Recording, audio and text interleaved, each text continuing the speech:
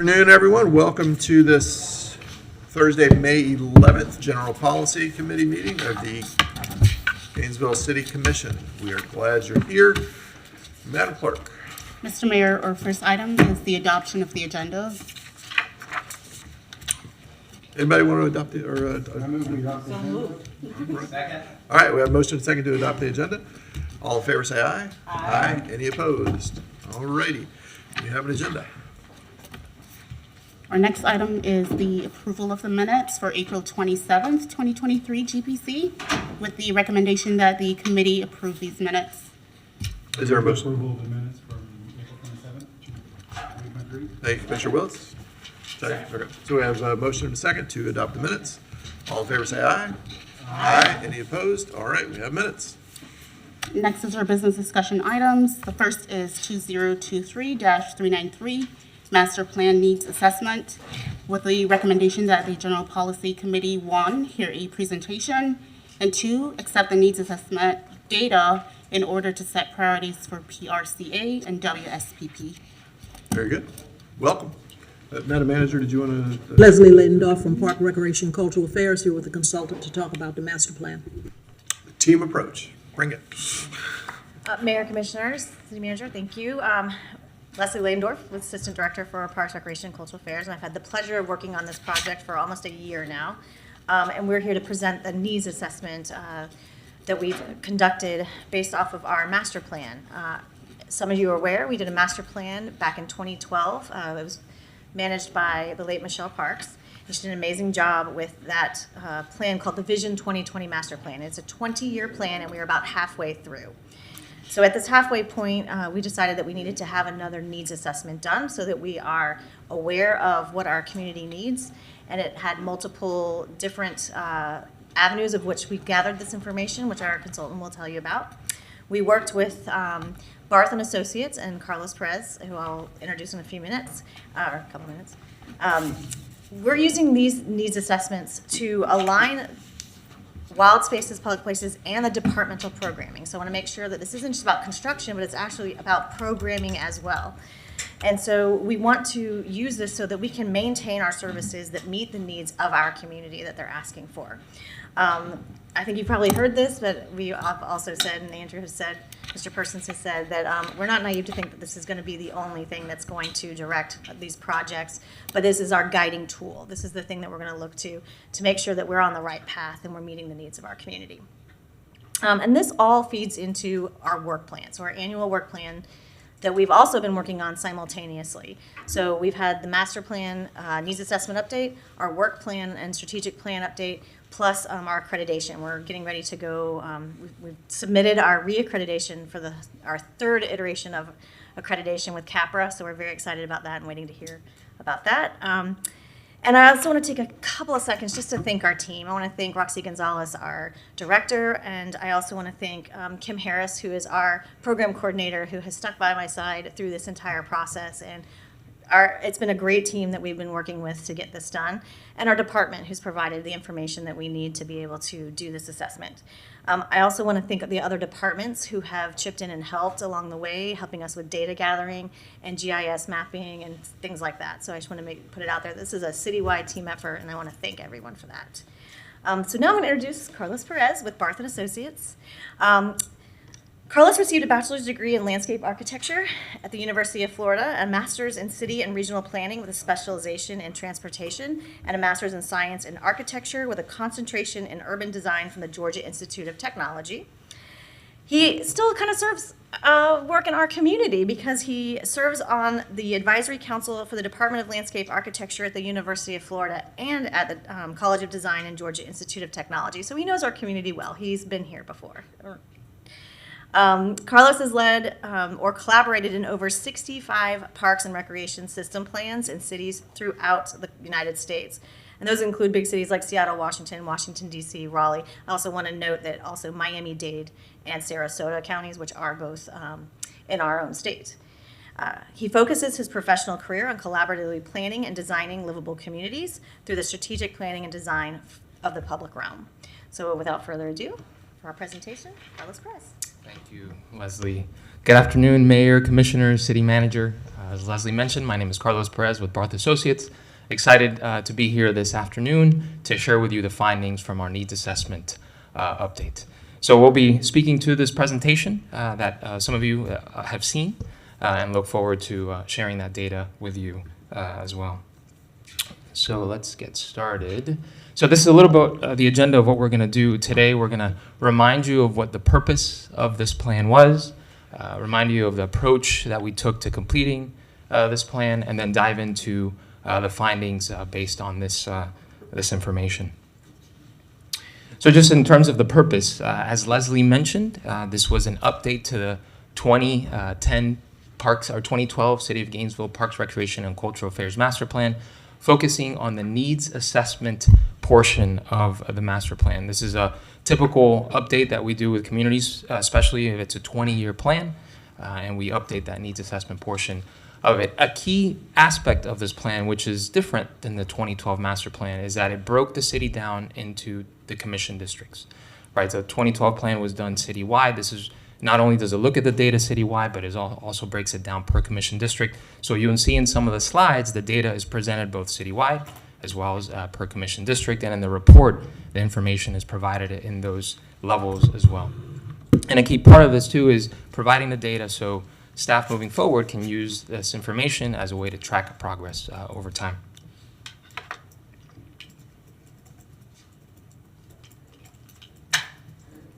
In terms of our approach, this is how we approached this project. It was really two phases: context analysis, looking at demographics information, looking at park system context and doing site evaluations.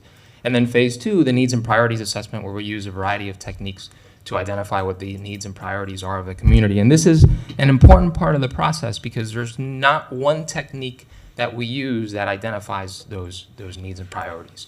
We take what we call a triangulated approach that looks at qualitative techniques, what we hear, observation, what we see, and quantitative, what we can count.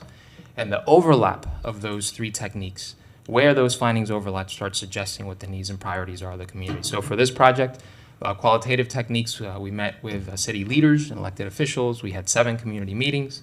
Also had an online survey, both in English and in Spanish. Observational techniques, we completed site evaluations, also looked at demographics, projected demographics. And then from a quantitative perspective, we had a mail statistically valid survey that went out randomly into the community. Also, there was an option to provide the information in Spanish. And that information was matched to the demographics of the community. So the fact that it was random and also matched to the demographics allow us to be statistically valid. We also did a lot of data crunching, looking at various levels of service, and you'll see some of that information as well. And we benchmarked that to communities that have a similar population and population density as the city of Gainesville. So again, the findings from all those 3 techniques and how they overlap start suggesting what the needs and priorities are of the community. So these are some of the highlights from a public engagement standpoint: 7 public meetings, 16 one-on-one focus groups, over 20,000 question responses. So we felt good about the responses that we got from the community based on this type of project, and again, done in English and in Spanish as well. So what did we learn? What are the findings? One of the key elements that we look for in these types of projects is very simply looking at what facilities and what programs are a high priority in your community. And the way we do that is through the statistically valid survey. ETC Institute asks a 3-part question. First, they'll ask, is this facility or program important to you? Yes or no? Then they'll ask, if it is important to you, how well is that need met? Is it fully met, mostly met, partly met, or not met? And then the third part of that question is, what are your top 4 choices that are most important to your household? The findings from those 3 questions then allows ETC to create a chart like you see on your screen that has high priority, medium priority, and low priority. What we tend to do is focus on the high priority because those are the programs and facilities that are important to your constituents, but that need is not met. So the next slide is going to show the findings based on the statistically valid survey because it's our strongest technique. It's unbiased and statistically representative of the community. And then you'll see how the other techniques compare to that statistically valid survey. So this next slide shows what those high priority facility needs are.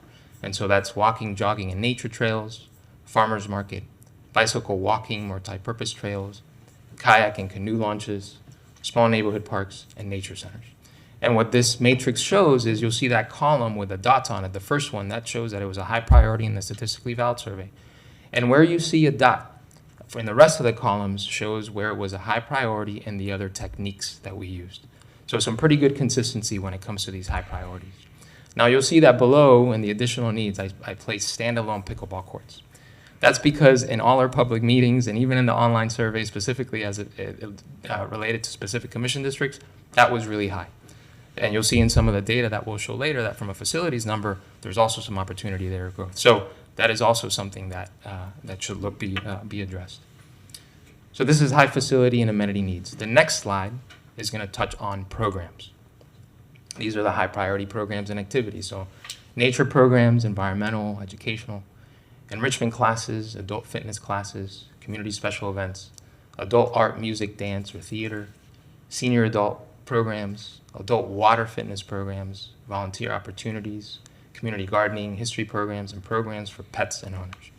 And again, you can see the columns, how all these were high priority in the statistically valid survey, and then you can see how they're related in the other techniques. So again, pretty good consistency in some of these and most of these. We also asked residents about inequities. What are some actions that the department can take to help address racial, gender, or age inequities? And these are the top three that emerged. So providing a broad spectrum of programs, activity, facilities, and equipment for residents of all ages, races, genders, and abilities to explore. Providing programs and activities that are free, low cost, and if they are market rate, then let's provide scholarships for those programs. And then provide high quality parks, facilities, and equipment throughout the city. And again, you can see the consistency, pretty good consistency throughout the other techniques. We also asked about actions. What are some actions that the city could take that residents might be supportive of?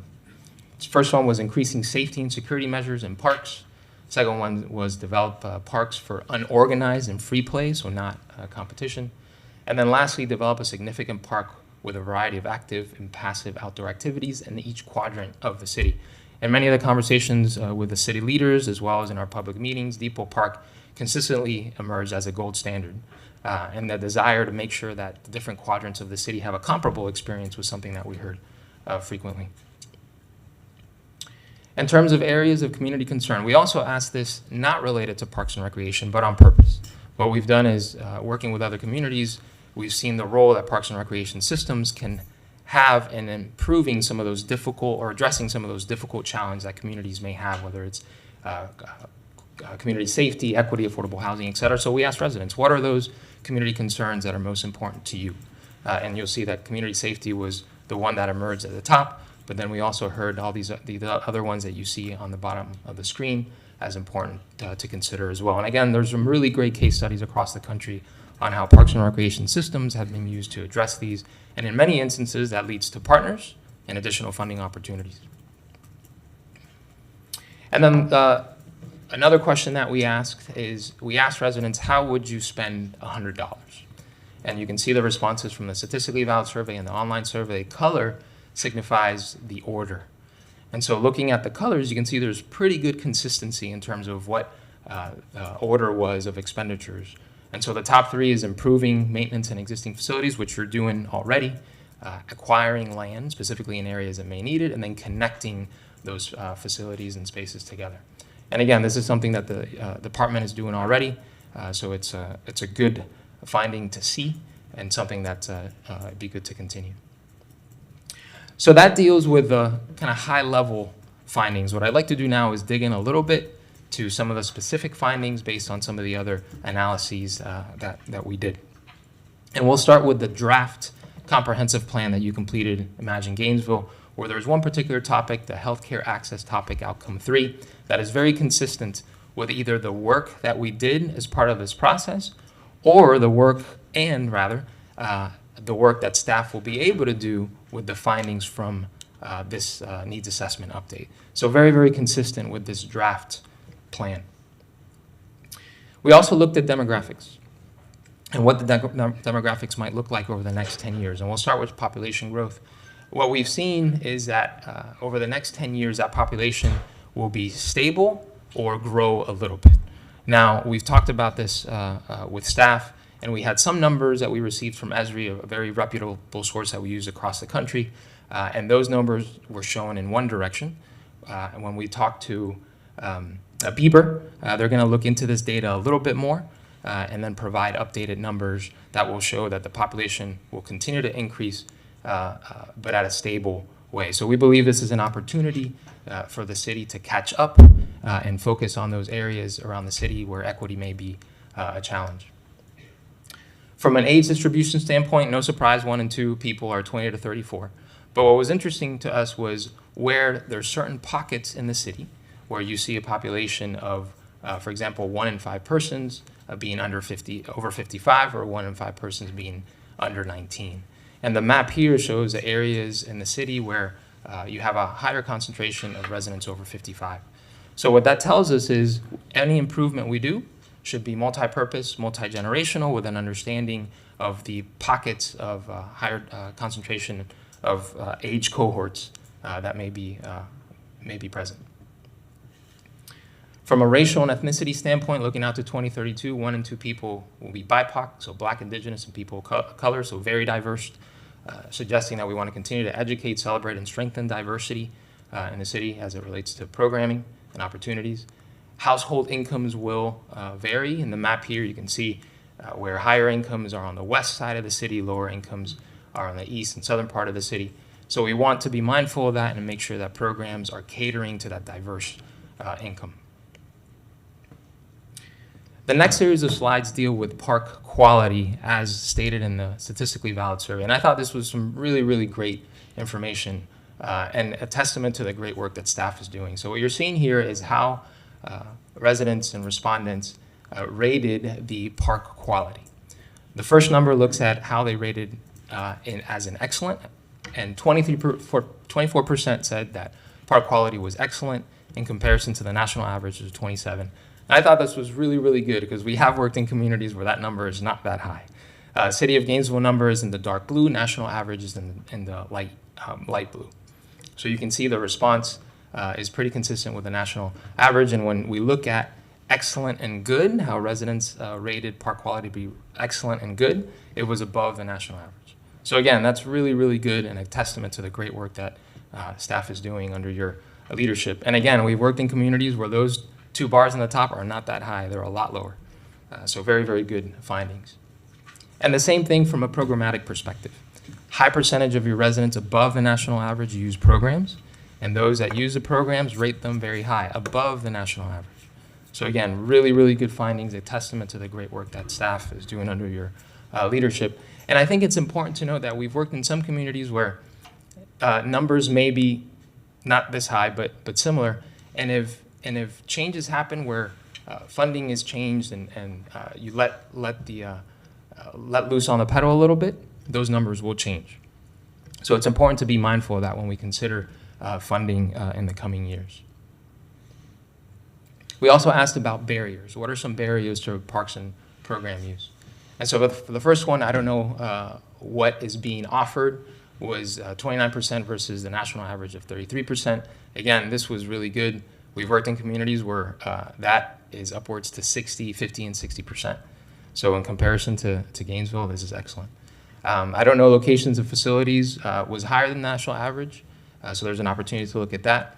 And we also see that your residents do use your parks. We are too busy is not one of the barriers. Again, we've worked in communities where that number is a lot higher than the national average. So all good things to, again, reiterate the great work that staff has been doing under your leadership. We also completed general park site evaluations. Now, this is our most objective part of the process because it's based on us going out on the field with staff. We use parks in the city to benchmark against, right? What is the highest quality type of park? And then we compare those other parks to it. So you can see in the colors, the dark blue is excellent, and as you get into the red, it's poor. So you see the dark blue in the map represents those areas those parks are in excellent condition. You see that turquoise, light blue color, that's fair, and then the orange, which is below fair. And then as it relates to the categories that we use to evaluate this, so we use 6 general evaluation categories, 35 subcategories. And if we look at the next slide, which identifies those subcategories that are fair or above, it was really great to see this amount of subcategories on a slide. Usually we don't see this many. So this was, again, really good to see. And as we go to the next slide and we look at what are those subcategories that are below fair and that we can improve on, we see that visibility, transit access, ADA compliance, branding, lighting, et cetera, are areas where we can improve on. And I use Spring Street Park as an example because I thought it was a really, really beautiful pocket park. A little difficult to find, but once you're there, really beautifully done. Good variety of facilities, accessibility, signage, so all things that could be replicated in other parks. And this is consistent with a lot of the parks that you've redone, so really great work.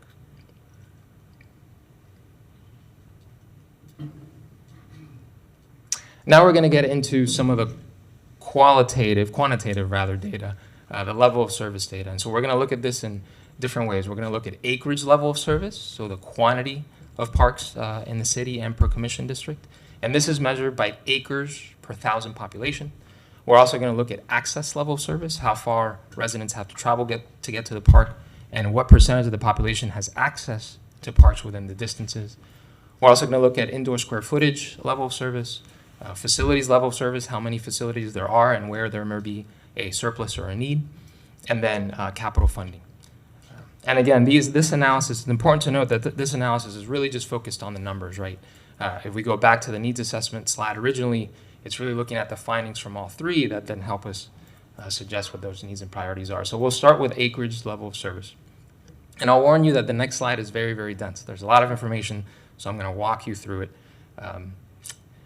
And so we're going to focus, what you're seeing here is that the top bars relate to 2022 population, and the bottom bars relate to 2032 population. And we're going to talk about the 2032 population. If you look at the first bar, that deals with citywide acres per 1,000 population, and then you can see the different districts. So from a citywide perspective, you have 23 acres per 1,000 population. The first vertical bar that you see there, the first red vertical bar, shows what the national median benchmark is for cities with a similar population and population density as the city of Gainesville. So that is 12.3 acres per 1,000 population. So from a citywide perspective, you're well above that. The next vertical red line, 8.8 acres per 1,000, is the city's target. So again, from a citywide perspective, you're above that. And then the third vertical line, 6 acres per 1,000 population, is the city's target for passive acreage. And 2.8 acres per 1,000, which is the fourth vertical red bar, is the city's target, 2.8 acres per 1,000, for active acreage. So as you compare these vertical bars to the horizontal bars, you see that from a citywide perspective, citywide, you're above all the vertical bars. You can see in Commission District 1, overall, you're above all the vertical bars. Commission District 2, you're above those vertical bars as well. When we get to Commission District 3 and 4, we can see we're a little lower than that. If you look a little closer into the data, you see that there's 3 other numbers in the horizontal bars. The second set of numbers deals with passive acres per 1,000 population, and the furthest number to the left on the horizontal bar is active acres. So again, on a citywide perspective, you're over the targets both for passive and active acreage citywide. Commission District 1, you're over those as well. Commission District 2 is over those as well. When you get into Commission Districts 3 and 4, we see that there's some opportunity there as well. If we go to the next slide, this will show what percentage of the population has access to parks in different levels. So we'll begin with looking at all the parks and access to parks within a 10-minute walk, which is a national benchmark. And so you'll see that citywide, about 21% of residents have access to a park within a 10-minute walk, 32% African American, and 17% Latinx. And then you can see how the different districts fare within those percentages. So District 3, lowest, and then District 1 having some good access. We also did the same thing for community parks and community centers. So the next slide will show community parks. And what we do when we analyze community parks, we either use a 2-mile radius or a 2-mile distance rather, or a 3-mile distance. For the size of Gainesville, we felt that 2 miles is probably the right distance. So residents being able to reach a community park within a 2-mile distance. So from a citywide perspective, showing that within that 2 miles in that top chart, citywide, 73% of residents have access to a community park within those 2 miles, 72% of African-American population, and then 69% of Latinx. And then you can see how the different districts fare in that analysis as well.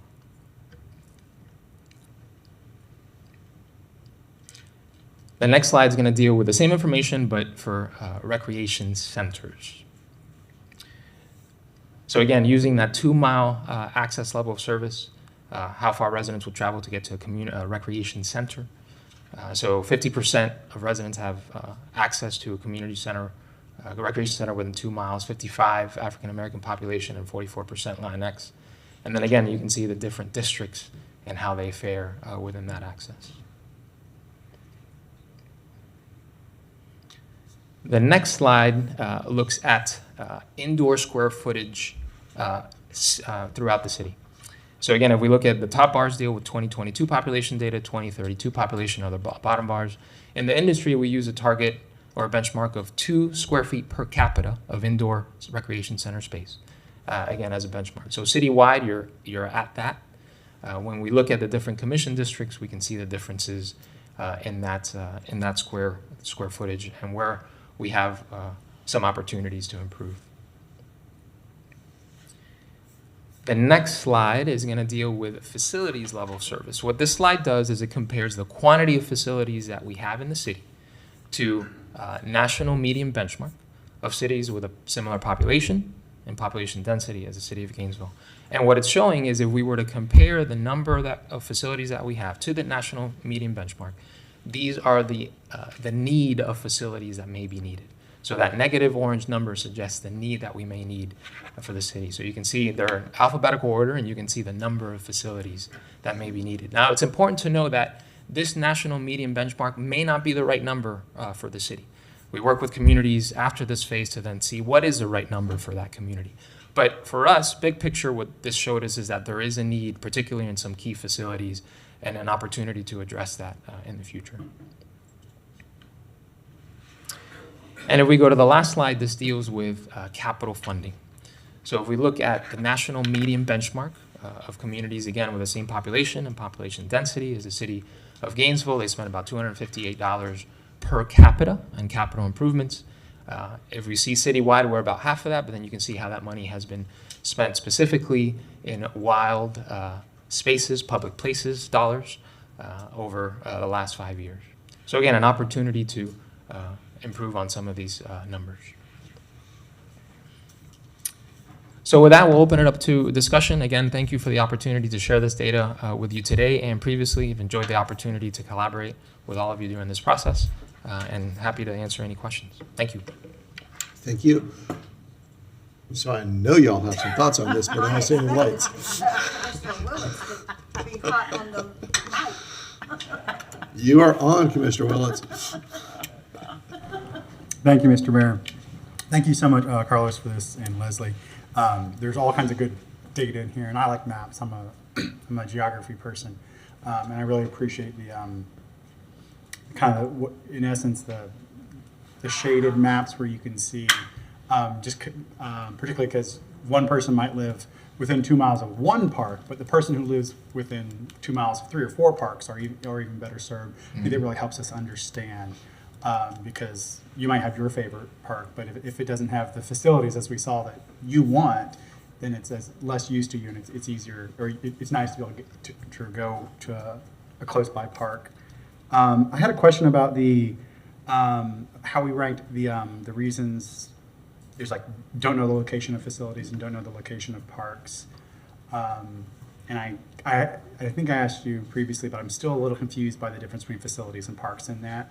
Because it looks like for facilities, we're really kind of below or more than the average for people asking or saying, I don't know where the facilities are. Sure. So the challenge with a statistically valid survey is that we can only ask so many questions, right? Because if it gets too long, people won't respond.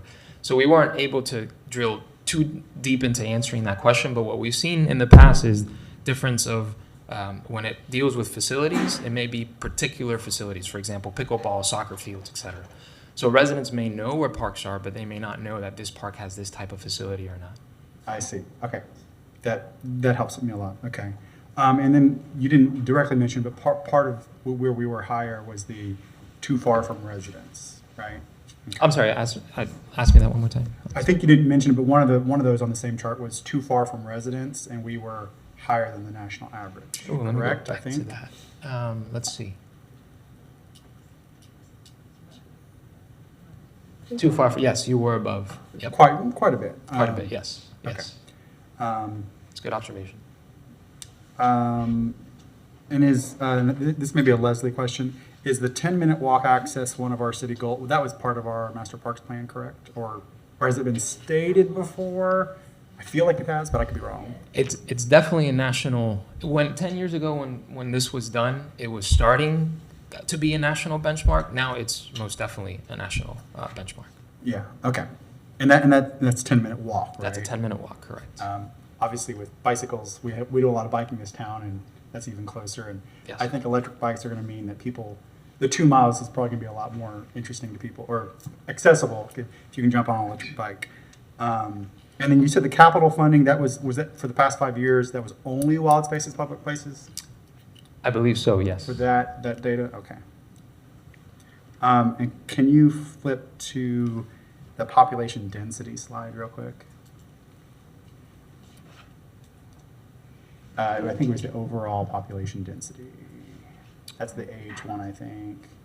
Overall population density. Did we, I don't know if there was a slide. that Or was- maybe, you know what, it may actually be in,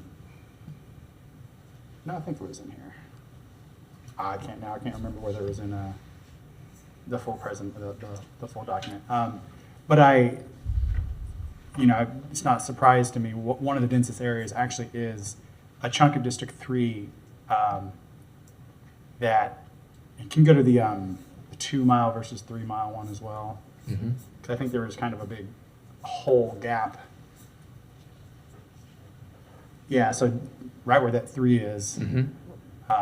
that, even though it looks like it's on the edge of town, as I recall, that is literally one of the densest areas in the city by one of the maps you've provided. I don't remember if it's in this. Yes, it's, So it just, on the outskirts, there's always gonna be areas that there's just not very many people living there. It looks like it's not serviceable. Okay, well, Deer Haven, you can't walk, GRU workers can't walk from Deer Haven to a park, I get it. But right where that 3 is some of the densest housing in our city. So it's not like it's just on the outside edge. So, and then, and one more, I think I had another question. So, and I don't know if this is in this or the full documentation in our backup, but so this is saying in the next 10 years the city will see a population decrease. This is your data. We have other thoughts probably. yeah, so this has been a really interesting conversation recently. Esri data that we received was showing a population decrease. And we checked with staff, and they confirmed that they had seen it in other areas. Mr. Persons was kind enough to reach out to Bieber and talk to one of the demographers, and they're going to be able to provide updated information that's going to be a lot more accurate. So we look forward to getting that data and then updating that at that Okay. time. But then within that, the bar chart I was looking at, I think, showed that, I think it was on page 17, so that must be not the slides. But the District 3 was the only district that was expected to increase population from 22 to 32. Correct. Yeah, per the Yes. data that we've received from Esri, that appears to be accurate. Okay. I will note there's a problem with that bar chart as well. District 3, there's a display error I'll mention. I just noticed that. Okay. And then I think, yeah. And did you have the racial breakdown of the districts in this, or is that in the other? In the report. In the report, okay. I want to bring it up because I think people think District 3 of, I I don't know what people think of it, but often people just say, oh, it's just students, but it's a highly diverse district. It's only 44% white, which means it is majority non-white. So when we talk about percentage of African Americans or Latinx being, 2 miles, 3 miles, or particularly the 10-minute walk, who it affects, I think would surprise people. And I saw that number, and it did not surprise me because I've walked a lot of the neighborhoods, and I would literally ask people, all during my campaign, what's the closest city park to you? There's not a single person who answered the question correct. They didn't know. They kind of didn't know Forest Park. That's a little harder for them. But a lot of them just said, I guess I have to go to Depot Park. Or they said Veterans out, in the county. So those are the closest ones they could kind of think of. But that's not fair because Depot is just like amazing, amazing, amazing. So of course they're going to recognize that one. And then the level of service, acreage level of service per district.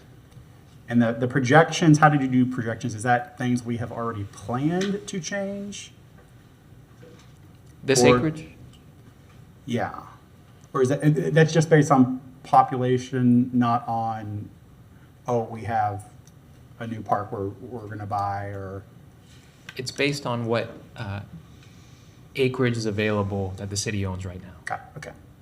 And clearly we have some great passive land that is, it throws some of these, from a chart, it throws some of these off, and they're important, but that's why I like the active ones, the active portion, and maybe that we need to be able to zoom in on that.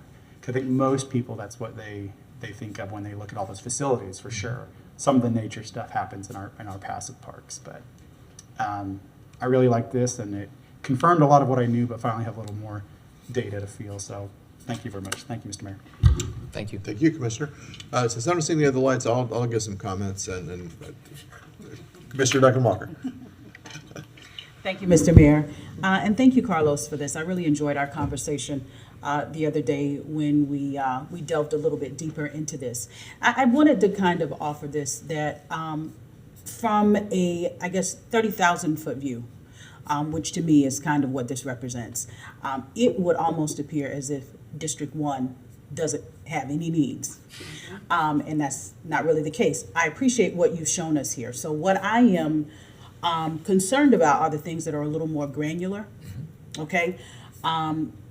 We have heard recently from, and I in particular, my constituents in District 1 about what their needs are. We've had a conversation recently at this dais about one park in particular that gets a lot of use on a Sunday, but the individuals that use it are making some very valid points about amenities that are missing at the facility, or things that are available in, say, Depot Park or other parks on other sides of town versus the park that is within the 2-mile walking or even less distance from them. And so that's one thing that I want to make sure that we capture. It's not obviously in your report, and perhaps it's not supposed to be, but what I want for staff to hear and what I want for the community to hear is that we do have an understanding that this is one perspective. It's kind of the broader, much larger perspective of where our parks are, but we know that there is still much room and still much need on that granular level to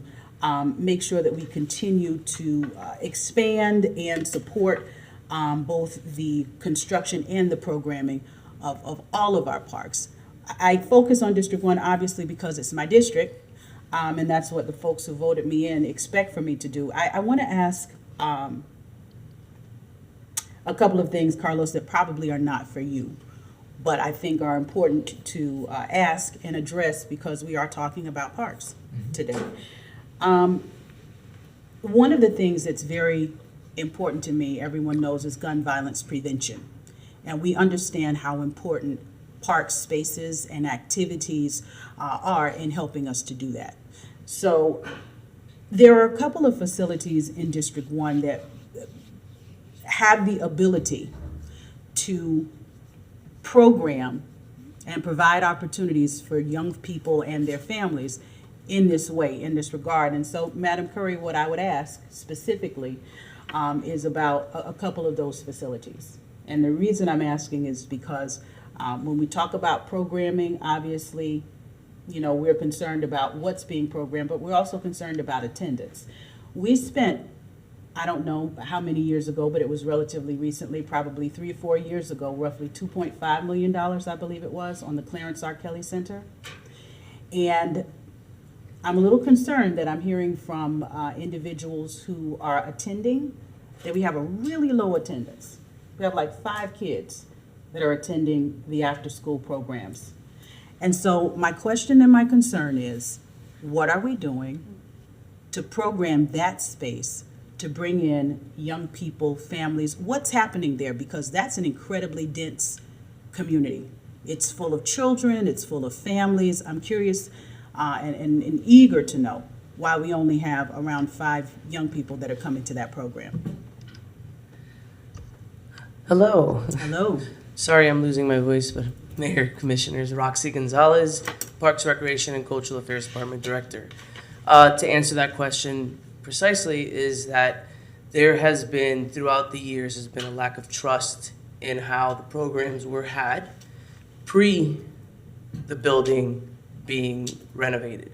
When the building was renovated, the programming kind of ceased, obviously, because there was nowhere to go, bringing that back in. So what we've been doing is we've been working closely with other partners and community leaders within that area to now look at ways to pick up programming where we can now regain the trust and build that stuff, build all those programs.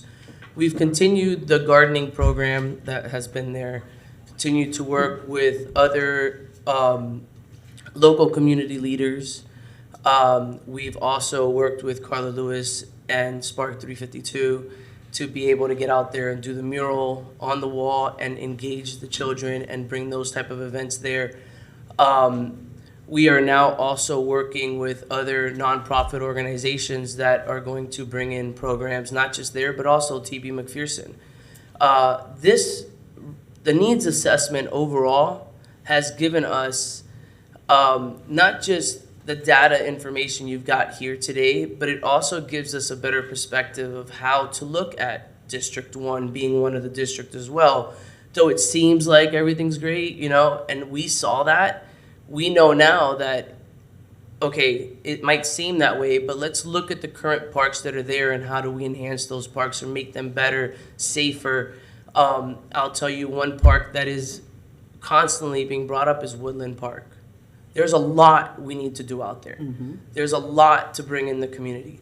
Those are conversations we're constantly having to make those increases and make those changes and be able to bring that community together. A lot of what my department has done within the year that I've been in position is learning how to regain the trust of the community to show that we're listening, that we're making the efforts to make the changes. This is a great stepping stone for us in knowing the numbers, understanding the needs, which is our big reason to say we're not going to do this needs assessment as an entire city. We're going to do it per district because we want to understand what's happening per district. What are the needs? What are the wants? What's the population? What's the density? What's happening? So that's how we've been putting it together. So in regards to just CRK, yes, we are working on that. Right now, we have to, as a department, take a step back and look at quality versus quantity in how we do our programs so that when we do and how we go about this, we're doing it the right way, creating a proper foundation to establish the right programs and the right facilities, as well as the right features and amenities at the right parks. Because if we just go out and just do it, then we're going to constantly be pulling back. And that's something we don't want to do. We want to give the right things at the right time. And looking at the crime prevention, this is the right time. So we're working hard and diligently with other groups and organizations, especially in the Duval area, to make that happen. So I'll tell you right now, Andrew Miles has given us various proposals to look at type of programs and things he wants to do. We're putting him on the right track to do it correctly so that that foundation is there and it doesn't just start and crumble. We want to be able to build that. So we have the same vision, we have the same wants and needs for the community. We're just trying to make sure that we're relaying that and honoring our word. Thank you for that. Don't step away. Thank you very much, Roxy. I really appreciate that. we've got broad data, overarching, high-level data here. Are you collecting data internally? Because everything that you just said to me sounds wonderful. I am always concerned about us reaching out and not just having just the casual conversations with the community, but collecting that data from them. If you are collecting it, will we be able to see a report from you? Is that your plan? Is that your process? Because that's something that I would be interested in seeing. I think that helps us to benchmark where we are and where we need to be headed. So we can, I mean, we can create the report for you and have that. We are doing community engagements with individual groups, individual entities, nonprofit organizations. We can pull all that together. Didn't know that was a need, so I'm more than happy to gather that information and get that out to you all as well. Thank you. I would greatly appreciate that. Absolutely. I'm not just focused on the Clarence R. Kelly Center, but you did mention a few others. I'm grateful to know that you see the need. That was my greatest thing. So as long as we understand that. I'm always curious about how we prioritize wild spaces, public places funding, because obviously, you know, we have a lot of facilities in District 1, but we know that a lot of them are in disrepair and need some real care. So how do we prioritize that spending? Madam Manager, can you speak to that? I would yield to the department that works on it. Wonderful. So a lot of what we're doing, the main reason we really pushed to put this together is to revise our general master plan. Our master plan was done in 2012. Everything changes and evolves as we go through. Knowing that change, that gave us a perspective to say, okay, we have wild spaces fundings. Our priority is looking at the needs of where we don't have parks, right? Let's look at that. So where we don't have parks. Right, and first thing is, where do we not have a park, right? So a lot of it is southwest side, right? There's a lack of that. But then it's also evaluating what type of parks, right? Because is it to do a rec center there? I don't know. We have to really dig deep into our analysis to figure that out. But is it an open space park that we put there? Then goes into looking at all the current parks we have in the city that are falling apart, that need to be revived. For us to go and continue to build new parks and get that shiny penny in so many different locations, it's going to cause us to not have the staffing to maintain anything. So we need to now say, these are falling apart, let's revitalize this. This area here, this park, has nothing but an open land, but it's considered a park. So let's look at wild spaces funding to give it an exercise trail. Let's look at this, look at the needs that are in that area, and kind of pick that up. Like a Ring Park, it's falling apart. We need to get that fixed too, right? So we're trying, for us right now with this, helps us balance and helps us build that priority list of what it is. So really it's looking at the locations that don't have it, looking at those that need to be livened up, is the better word to say, livened up, but matching the needs for that district or for that area.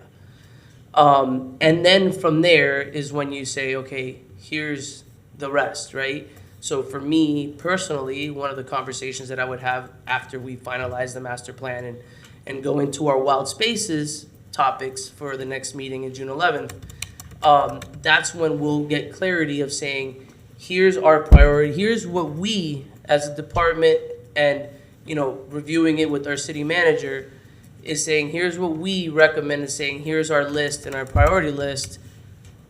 We need you all to look through, add, delete, have the conversations at that point so that cohesively we're making the proper priority list for wild space public places. Internally, that's how we see it right now, departmentally. Okay, thank you. One final question for now. How do we determine the I'm amenities? having some trouble with the connection. I bet you Please are. try again in a moment. She's always eavesdropping, that Siri. Wow. How are we determining, Roxy, the amenities that are at parks? The reason I ask is because just recently, I'll use the example of TB McPherson. been getting a lot of feedback about TB as of late. At one point, there were barbecue grills there. Someone shared that there are no longer barbecue grills there. There are barbecue grills in other places. How do we determine what amenities go places? Is that done through a process of we ask the community what they want? We'll start there. Okay, so to state that correctly is there's a city ordinance, and the city ordinance states that there are no people are not allowed to bring barbecues to sites. Pretty much about 98% of our parks have pavilions that have barbecues installed. People are allowed to utilize those. When those aren't utilized and anybody in any park brings their own barbecue kit, they're breaking city ordinance, so we ask them to leave if and when caught, because the majority of our parks are not staffed. So when staff happens to be there, witnesses it, that's when we address it. But were there once grills at that facility? There should be grills by the pavilion at Right that now? facility. Yes, Okay. at the facility, there's 2, I believe, smaller grills by that pavilion. And they're installed by us and in a safe area to prevent fires if it goes at a certain level. Gotcha. Same way there's Depot Park, Albert Reed Massey has them. What we do now is we go through the ADA compliance through all wall spaces designs, and we also have grills that are accessible for ADA, for wheelchair access and all that, so they spin and the whole thing. So we have those in our parks as is. TV McPherson has it as well. All parks? A majority of the parks that have pavilions. They're not just random grills placed, they're always attached to a pavilion. So that's in place now. So if we do install a pavilion in any park, then we do also most likely, highly install a barbecue. So that's where that's at, part of the ordinance. So the amenities overall get placed in. So when I speak of amenities, it's not just restrooms, pavilions, picnic tables, and benches. You're also looking sometimes exercise trails. You're looking at, whether they're tennis courts, whether there's basketball courts, those are also considered amenities. So that need comes on a lot of what this report tells us as well. And then every time we do a Wild Spaces project to renovate any facility, we also do community engagement to see what amenities they'd like to see out there. Okay, thank you. You're welcome. I'll conclude. Thank you, Commissioner Duncan Walker. Commissioner Eastman. Thank you, and thank you for all your questions, Commissioner Duncan Walker. I mean, obviously, all of these points, they end up telling a larger story of something. I'll point out that, I mean, you mentioned District 1. I'll point out that a lot of District 1 is a lot of passive recreation, I think primarily because Sweetwater Wetlands Park is there, Lachua Trail is there. A number of places that are more regional in nature, but may not necessarily be for the local residents who want to take their kids to a playground, things like that. So that's interesting. This particular graph we have up here makes it look like District 4 is really hurting for parks, which I think most of our residents would feel like. I mean, most of us are within walking distance of a park. I know I am. But, so I think all of it you take in total. And I appreciated Roxy talking about how you balance out sort of this, level of service and these surveys and things versus what you're seeing on the ground versus, your professional expertise, which I think, it's important to sort of take all these and then merge them together as we're going forward instead of just sort of taking a survey saying that's that, the data that you're getting on the ground. One of the things I found most interesting about this was just the survey aspect of it. And you guys had what the number one, I think it was the high priority facilities and amenities. Is that for the citywide one? Yes, this is citywide. Okay. And that shows, I guess, the is that in order of what people were interested in? Yes. So the number one thing was walking, jogging, and nature trails. Correct. Yeah, I noticed that was really clear in a lot of the backup that I saw here. I think I saw, hold on, let me pull this up. That the public, that what people wanted us to invest in, our priority investment rating was really high on that one, as well as the top issues that people wanted to talk about were, just consistently people said they utilized our trails, that trails were something they wanted us to invest in, that they were going into there. Is that things you see in other communities, or is this more kind of localized to Gainesville? It's You know, it's really interesting to me because before the pandemic, we would see paved multi-purpose trails at the top. After the pandemic, we've been seeing nature trails, walking and jogging higher to the top. Yeah. And to me, what's also fascinating is it's also consistent with history. If we go back to the 1918 pandemic, and I studied that quite a bit during the pandemic, and it was a similar thing that we saw, right? After the 1918 pandemic, there was a big push to be out in nature, in space. So we're seeing this full circle, right? And so, yes, I am seeing this in other communities as well, especially those communities that are urbanizing, or there's a perception in the community that they're urbanizing. People are wanting to see more of that nature experience. Yeah. And maybe this is a question for Roxy, but do we have any plans for trail expansion or multi-use expansion in the near future?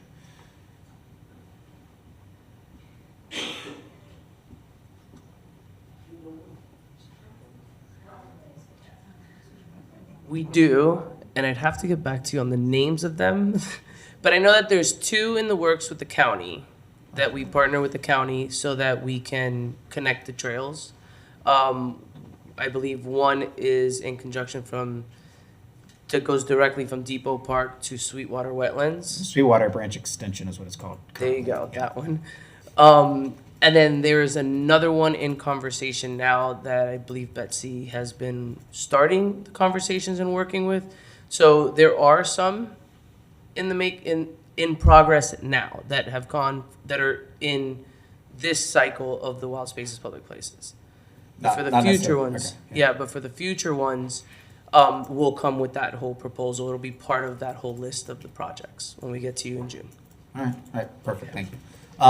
This was, so expanding out walking and nature trails was something I really wanted to push while I was on the city commission. My term on the city commission has been sort of thrown into a loop recently, but something, I think on the GPC meeting, I have a plan coming forward about a greenways master plan to begin expanding those out. Mostly because as we talk about a lot of the expansion of walking, jogging, and nature trails it's an inexpensive way to get things directly into the community. It is we're talking about putting trails along areas that were not able to be developed previously. I think what we've shown, and it just shows up time and time again in here across all of the districts, that walking, jogging, and nature trails, and then bicycle walking and multi-purpose trails. I find that middle one, sometimes it says farmers market, sometimes it says that the second one seems to switch, but those top 3 always seem to be in there. And then I did find it interesting, this kayak and canoe launches. I was looking at a map trying to figure out where exactly we would put a kayak and canoe launch in the city. I was surprised by it. Did that come up? The pond. What's that? I hear the pond in front. Yeah, you could throw that. I thought we were turning it into a skate park, but we could turn it into that. Is that something that came up, or is that just something that showed up on the online survey quite a bit? Well, it came out to your point, it came out on most of the techniques, online and the statistically valid. It may be something to think about as I was looking at. We have the Palm Point. Palm Point, which is in the county, right? Or City Park. It is a city park, but then we have Bivens Arm, which I don't know if we have current canoe or kayaking access there. That's the only real large body of water, unless we wanted to have people throw stuff into Depot, which I don't know if we do, but it might be something worth keeping an eye on. I was just surprised by that coming up, but I was just taken aback by how much our community really wanted walking, jogging trails. I had been doing a number of research that I guess I'll bring up on the Greenways Master Plan when that comes up, but seeing how other cities have really we already have a lot of trails that go throughout our community, and it's seeing how places like Flagstaff, other cities have really gone in and started to brand that, started to connect those together, started to think about themselves as a place that has greenways and trails that connect through neighborhoods and through the community. Really is something that is unique to Gainesville, is something that I think we should be promoting a lot more, and it looks like our residents and constituents are interested in that as well, and so I think that should be a major takeaway from this here today. That's it. Thank you, Mr. Mayor. Commissioner Sacco. Thank you, Mr. Mayor. And Commissioner Eastman, if you want to talk about your campaign having one thing and then your term being thrown into flux, we can talk. 2020. No, but thank you, Carlos, for the presentation once again, and all the data collection. A lot of my colleagues weren't here for the whole breadth of it, so it's nice to see beginning to end, or beginning to middle, because we're nowhere near the end. I did appreciate, the full report has a lot more numbers and breakdowns, I think Commissioner Willits alluded to, but I think especially as we next month talk about wild spaces, it does give us a pretty frank look at where we have historically spent money. And I think Commissioner Duncan Walker brought to us, like, and you mentioned there's a lot of passive land, which we have to maintain as well, which costs money. But I personally, I found the overall, let me backtrack. I think despite the benchmark of $258, the fact that citywide we spend $109 and have some pretty awesome parks above the national satisfaction average, I think that says a lot. If we ever do get to 258, we will be Disney World. Better than Disney. About the We same. have a lot in common with them. We do, we're almost there. So I think it speaks a lot to the level of our staff and their dedication and the wild success of that funding source and how we utilize it, that despite using less than half of what's recommended, our parks, what was it, like 90, 80 something, are, good or excellent. If we get to that 258, what will we have? So I am incredibly, that's the kind of good news that the mayor's always like, we should be telling that story more. Like, we do really good work. So I'm happy to have that in like one chart. But that said, that same chart has some pretty frank numbers that you can't really escape from. And Commissioner Willits already alluded to it. When you break it down by district, District 3 kind of got left out as the redheaded stepchild. And when you look across like acreage as far as like space and then even facilities, I think facilities was an outright 0 because there just aren't. And I will admit part of that might be due to the redistricting because District 3 got denser and smaller physically as a footprint. So some spaces did get kind of crunched out, but even then the spaces we did get out of it, sort of like zone out of it, it wasn't that much anyway to begin with. Sure. So I do think it puts into very frank perspective an area that, a couple of things, we know has growth, we know has density. I think a month doesn't go by where we don't annex a couple acres one way or another in that direction, or where something isn't built in that direction, either by right or with any other modifications. Growth is happening there, people are happening there. And I think given that it's the bulk of our commercial spaces, the wild spaces money is coming out of that district because that's where most consumption is happening. So it feels a little unfair, at least to me, that this much money gets spent in comparison to everywhere else. I'm all for spending it everywhere throughout the city. I think we are failing at that aspect. I do think, to Roxy's point a little bit earlier, where we were trying to manage, what are we doing and do we have the staffing? Is it adequately staffed? Are we making sure that what we are offering is done well? I think you and I had this conversation where I think it was for rec centers specifically. The trend is now going, we would like fewer, make it a little bigger, more inclusive. So there is one facility I go to for my rec needs versus, well, this one has, I'm trying to think of like, what's it called? Where's the Armory? What's that park called? Reserve Park. Like it has all this cool outdoor gym stuff. But if I want, something more for my kids, I have to go to this other park. Or if I want something with like a dog space, I have to go to over here. I think that concentration of amenities and uses that we talked about might be the better direction, especially as we look at land gets more expensive and Roxy's comment of staffing. To have the appropriate staffing levels and consistent programming, probably get rid of that, fix the number of like, I don't know where things are. It's like, well, it's a very large building over here, as you can see with the city's name on it. I think that is one of the takeaways I'm getting from this, and it would be a better, in my opinion, the manager can correct me on this, anybody who actually works with money can correct me on this. I think it would be a better use of those funds then as we look to purchase land to purchase one piece, to build one center, to build one park, that then we don't have to keep ping-ponging across as far as staff or even our community to get to those needs, to fix, to maintain, to figure out where they are, to light up.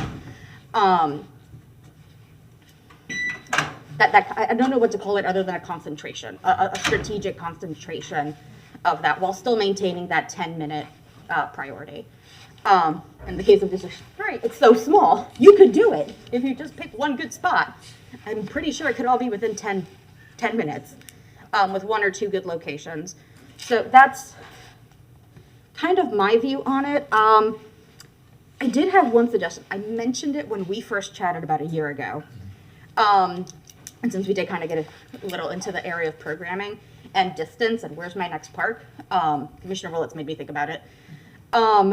I have seen in other parks in Miami where they have like bike borrowing. Like you can rent a bike, it's subsidized. Like people may not have a bike is expensive. I looked it up the other day, it's like $150 for like, it's $100 or more for an adult bicycle. Like that's funny. And if you have a couple kids of a certain size, you're like, that's it, I'm not getting anyone a bike. But just bicycle rentals, go around, enjoy, learn out in public in a safe space, not, well, go learn out on the street in front of our cul-de-sac and get hit by a car. No, like learn in a safe space. But I've also seen in other cities where, again, because you mentioned e-bicycles, you just gave me all the ideas. I've seen in other places where, similar to our scooters that we have, to the e-bicycles that we have, they're strategically placed either near garages or near parks, so you can ping pong from one to the other. I'm thinking more of like the bicycles that have docking stations, where it's like, now you have to bring it back somewhere specific, not just leave it by the sidewalk, to kind of integrate our parks and those spaces a little better. It's more for Roxy and crew than for you, but that is a capital project, in my opinion, but it could be a good one to kind of help integrate, to help simplify and integrate that ability to use all the different amenities if the parks are spread out, if the different needs are spread out. So that was an afterthought while we were on it. But otherwise, I recommend everyone read the full report. There are numbers until the cows come home, and all kinds of data, but I think the biggest use out of this whole presentation is for that June conversation on wall spaces, because it's not just building something, it's maintaining it. And we need to be a little more strategic on that one. Thank you, Mr. Mayor. Thank you. Commissioner Chestnut. Thank you, Mr. Mayor. This was an excellent report, so thank you. I got two things out of this. First, it helped me to fully appreciate Commissioner Willits and his need and what he has been bantering for ever since he got here. So that's one. Two, in listening to the Parks Director and looking to a report we heard last week from the Children's Trust Fund at the Public Safety meeting, it shows the need. We can build the parks. We don't have the staff for the parks. Therefore, we're going to have to really concentrate on collaboration. Last week, Commissioner Duncan Walker was talking about the Clarence Kelly Center. Well, the Children's Trust Fund is giving a significant amount of money to the greater Duval neighborhood. Collaborate with that group for programming. But we're going to have to build and look to collaboration in order to deliver the services. Thank you. Thank you, Commissioner. That was concise. Thank you. I appreciate that. That was good. Commissioner Willits, I'll get to you in just a minute there, but I wanted to, before we go back around, put some ideas out. First of all, thank you to you and to everyone in Parks.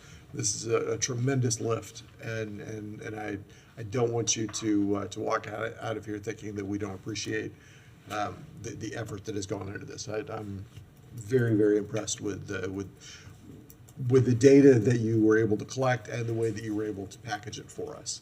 That's very useful. So now I'll pick a few holes in it. On page 28, Of the report? Of the main presentation? of this, yeah, this Slide. is slide 28. 28. Let's see. I just wanted to, Is that right? when you look up at the, well, Yeah, this is 20. Yeah. that one, yeah. In the top left there, that big empty space, the number 9 is on it there. It looks like that is labeled as residential mixed use, when it is in fact an enormous 700-acre preserve.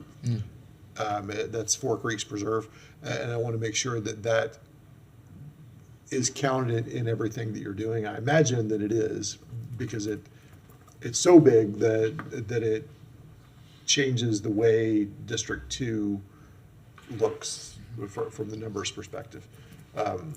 But I just want to make sure that, because it's mislabeled on this particular map, I don't want to make sure it was used properly throughout everything else. And I'm sorry I didn't notice that before. But Yeah, we can look into that. let's make sure, because again, it's 700 acres, that changes a lot of numbers if it's not properly accounted for. Thank you. It's his district. I worked hard on that one.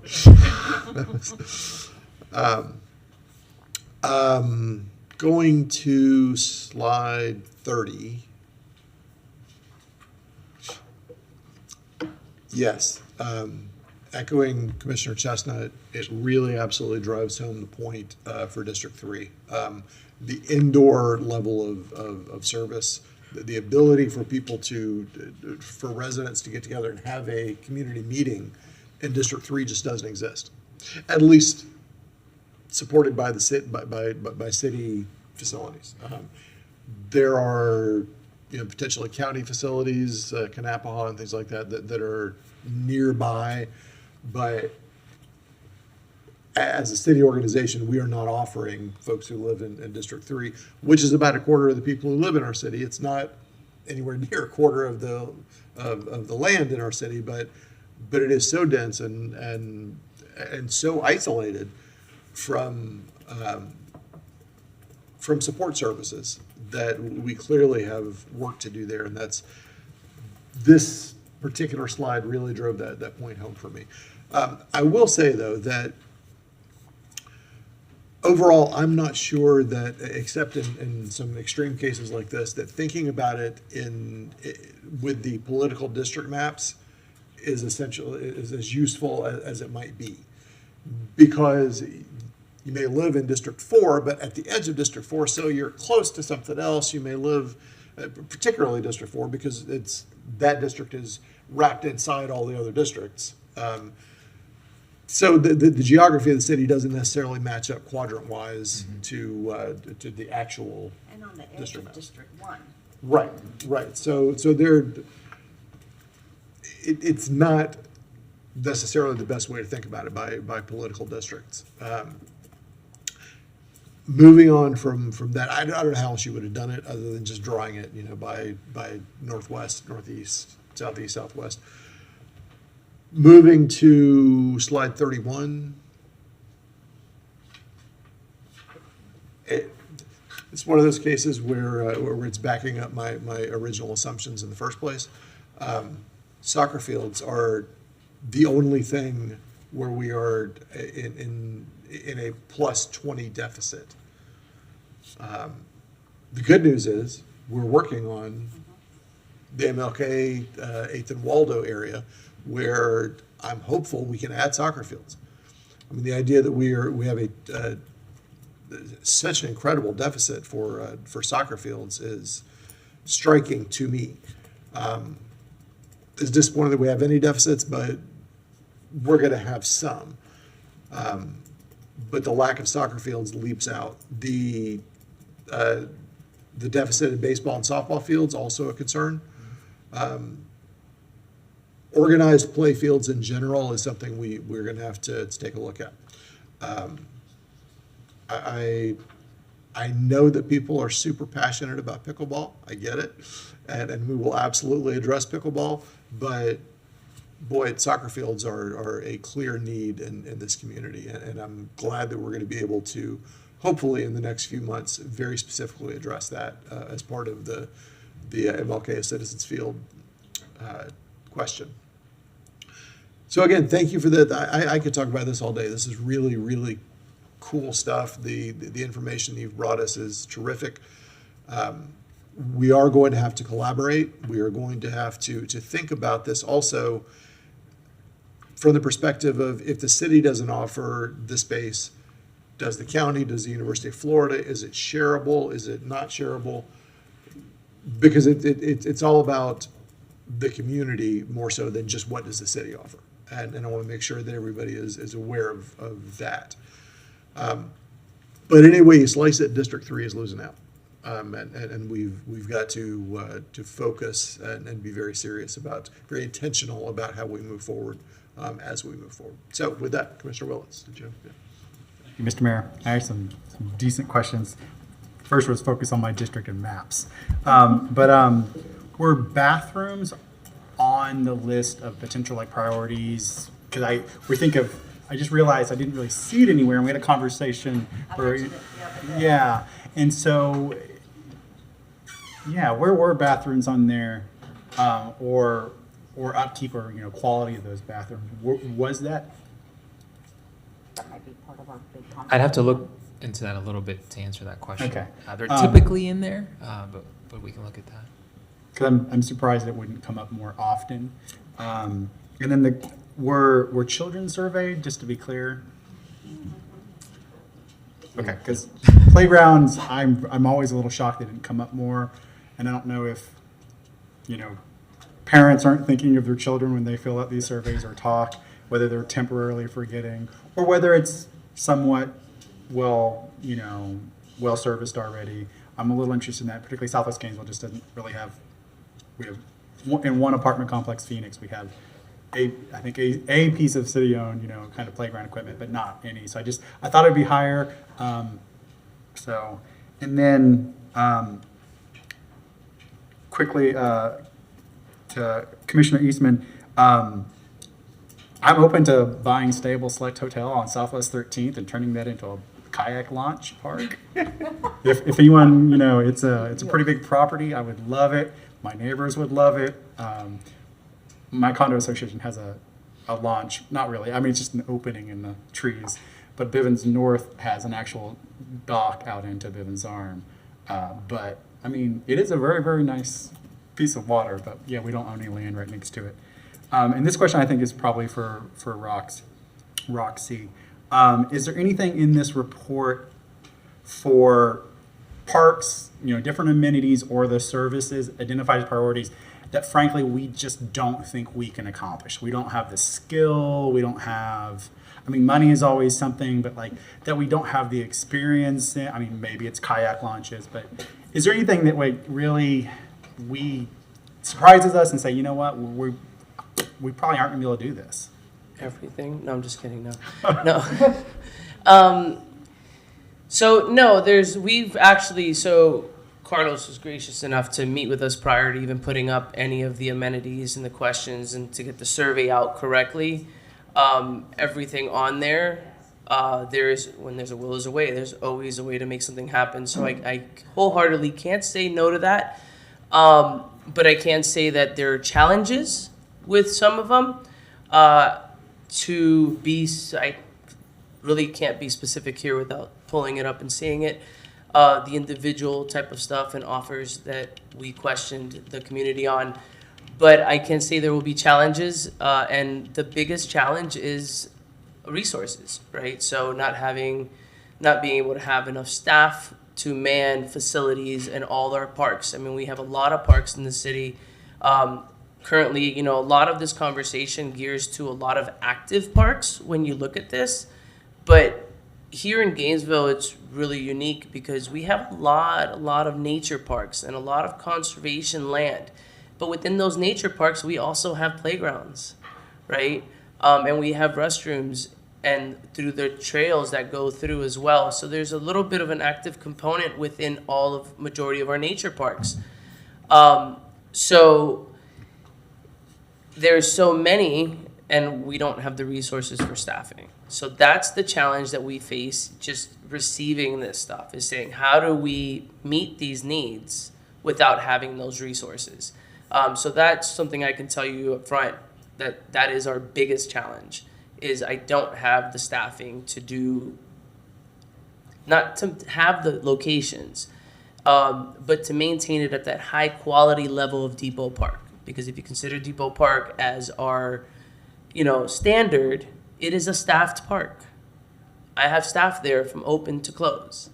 That and Sweetwater Wetlands are the only two parks that I have staff from open to close, and there's a lot of traction and it's needed, right, to maintain it, to keep it where it's at.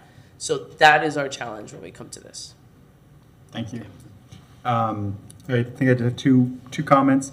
One is the collaboration makes a lot of sense, particularly when I look at farmers markets. That is not necessarily something that Parks and Rec would necessarily provide completely. It's really a more collaboration. It might be in park space, or it's really something else the city can achieve, but maybe not in Parks and Rec. So I look forward to how we can continue to look at it, knowing that it's a priority, how we can continue to look at that. I even thought briefly, why is there not a farmer's market at Fifth Avenue Arts Festival? And just collaboration, even one Saturday, but bring it out to where the people are. And so some of those ideas I think we can continue to look at, that kind of collaboration. And then I had thought to Commissioner Sacco's point about wild spaces, public places. A large portion of that is collected in District 3. The traffic is there, the commerce is there, so some of it should be spent there. So that's a fun little point. But and I also appreciate the idea that it's not so much the political drawn districts, but when we see such a disparity, the maps really show these pockets and these holes. And so I think we can help achieve some of our goals by looking at that and matching it with some of the needs described by district, because then we can say, well, people in the district, this is what their priorities were. If we put a park here, it gets us closer to our goals of people being within 2 or 10 minute walk, 2 mile or 10-minute walk. And this is the things that they want. At the same time, if the available land is out there for, soccer fields in maybe past I-75, soccer fields take up a lot of land. Pickleball takes up just a little bit. And some of these nature trails can go kind of all over, as Commissioner Eastman mentioned. So this is really great. Thank y'all. Thank you. So, Madam Clerk, let's go ahead and hear for the public. Commissioner Book wanted to add into the record that he did review the master plan's needs item, and he was briefed appropriately by the consultants. Okay. All right. Thank you. Our first speaker is Penny Wilson Weber, followed by Barbara Gannon and Cole Childers.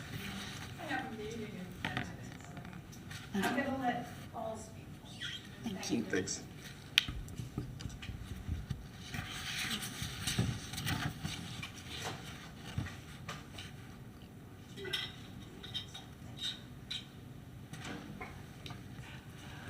Hi, Commissioners. Penny Wilson Weber. I've seen you a couple of times. Love the presentation. Roxy, Leslie, Carlos, this is just right up my alley with working with nature parks. And Commissioner Eastman, I want to compliment you for pointing out this slide, because my takeaway from this is, with this second round of Wild Spaces, Public Places money, I mean, we've done 10 years, we've done a lot of spending on facilities, on active parks. The people that did the survey a few months after they voted want walking, jogging, nature trails, and I like the one at the bottom, nature centers. So there are 31 nature parks and conservation areas. These do not include your active parks like the Northeast, like West Side Park. So 31 of those. Out of these 31 parks, there's only one nature center, and that's at Hogtown Creek Headwaters, and it's only staffed part-time.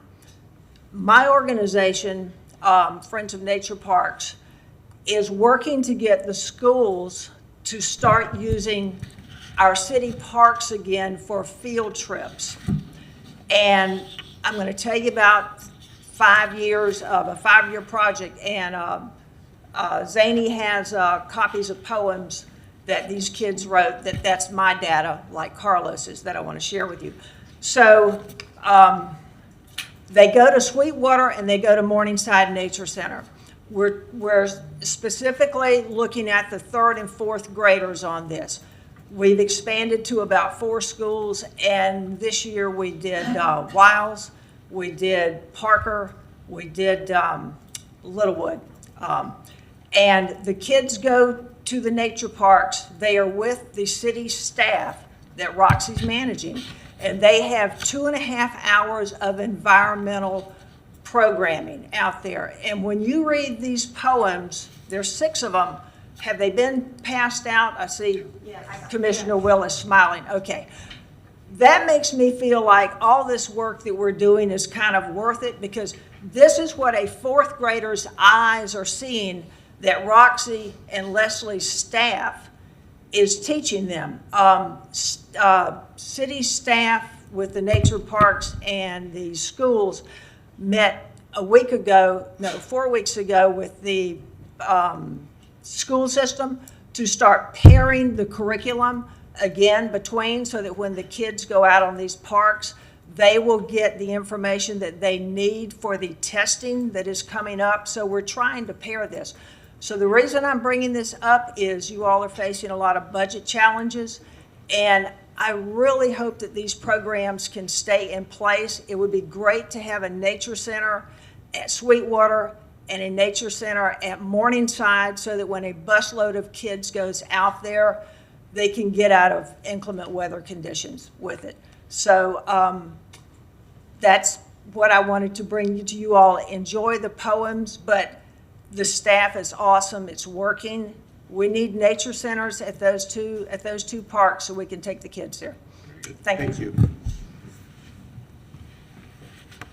Our next speaker is Cole Childers, followed by Larry McClary and Donald Shepard.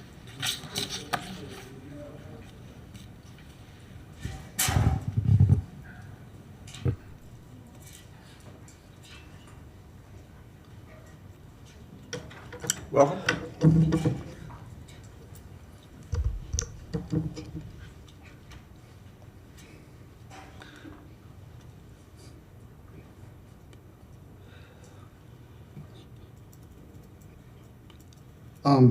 Thank you very much for allowing me to speak for a few minutes. My name's Cole Childers, and I've lived in Gainesville all my life. I will say that growing up in Gainesville was a great thing, because I went to the West Side Rec Center every day after school and played ping pong, and you know, West Side, the rec center kind of saved me, to be honest with you, because there was a lot of stuff going on when I was growing up. So I am a byproduct of the great recreation department of this city. So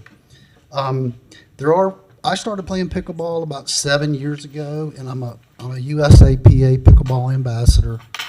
And I would like to say that I'll be glad to go to, I actually went to high school with Clarence Kelly at Gainesville High. I'd be glad to go to any of the rec centers, Clarence Kelly Center, wherever, and do a pickleball demo with the kids. And it wouldn't cost a thing. And Selkirk.com is willing to donate paddles, nets, balls, and I even have a net I could donate to Clarence Kelly Center. We really want to get involved in the community. There are 55 million people playing pickleball worldwide. No matter how many courts we build, we're not going to be able to keep up with the demand. It's just, especially when the pandemic hit, and then people started.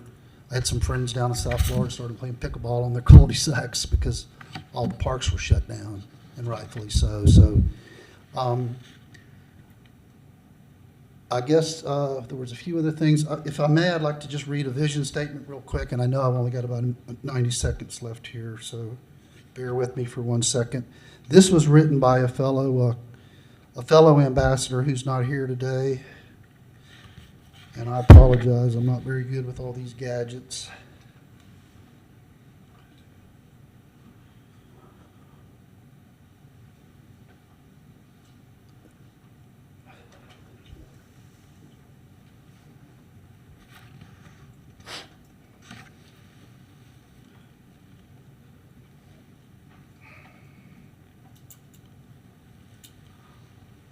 All citizens of Gainesville should have access to high-quality public, dedicated public courts located in each quadrant of the city and to a larger public facility developed to instruction, open play, and organized events, including tournaments, attractive to local and visiting players. I know the tournament last weekend, weekend before last, Betsy Pepin raised over $20,000, and 100% of it went to the Habitat for Humanity. I did play in it. It rained Saturday night. They had a bunch of people out there bright and early Sunday morning getting all the water off the court so everybody could play.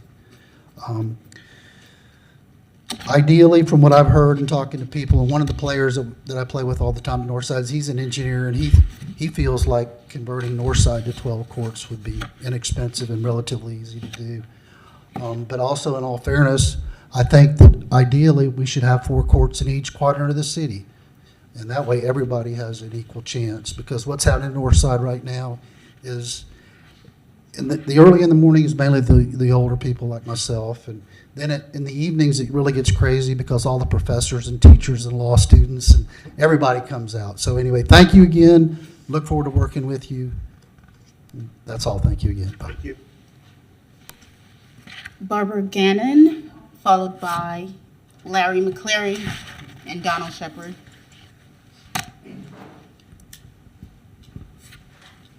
Hi, I'm a fairly new resident. I've been here a year.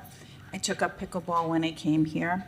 I go every single morning, and every day people show up I've never seen before there. There's like thousands of us. We have 4 dedicated courts, and in other areas of the city, you have to actually put up a temporary court to play. You have to put it up, you have to take it down. I go to Northside every day, and we have 4 dedicated courts, but we see a lot of tennis courts sitting there not being used. So we thought maybe converting those would be a quick way to help this situation. I also want to mention that I come from the north. It's very hot here in the summer. I personally would like to see some covered courts. And I don't know if anybody's familiar with Pictona, over near Daytona Beach. But that's a facility that has dozens of courts, many of which are undercover. It has a restaurant, and they charge a very minimal amount to spend a day there playing pickleball. I don't know if we could do something like that here, where we could have a facility that actually would bring money into the city to combine the commercial with, just giving us a place to play. That's it. Thank you. Thank you. Our final speaker is Larry McCleary. How are you? I'm a pickleball addict. I need an intervention. I play about 25 hours a week, and I lost 60 pounds in a year.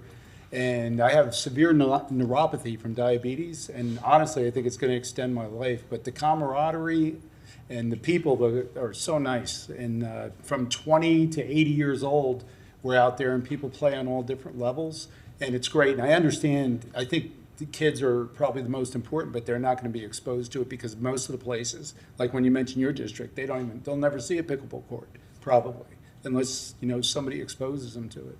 So anyway, for us, anything you can do would be appreciated. I was there this morning. I played 4 hours, and there was probably 30 people there.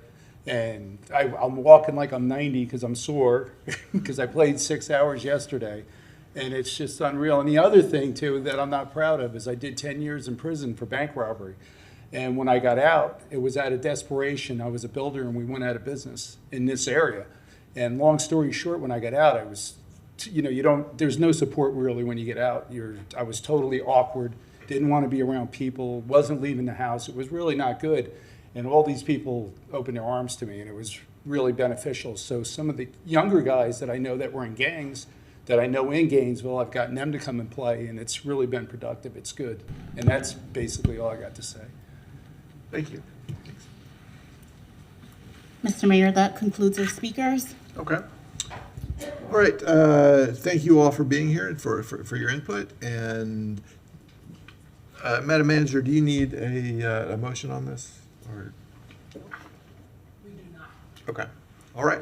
Well, thanks everyone for all the commentary on it, and staff and everyone for putting this together. Much appreciated. Our next item, You know what? Let's take 5, and we'll be right back.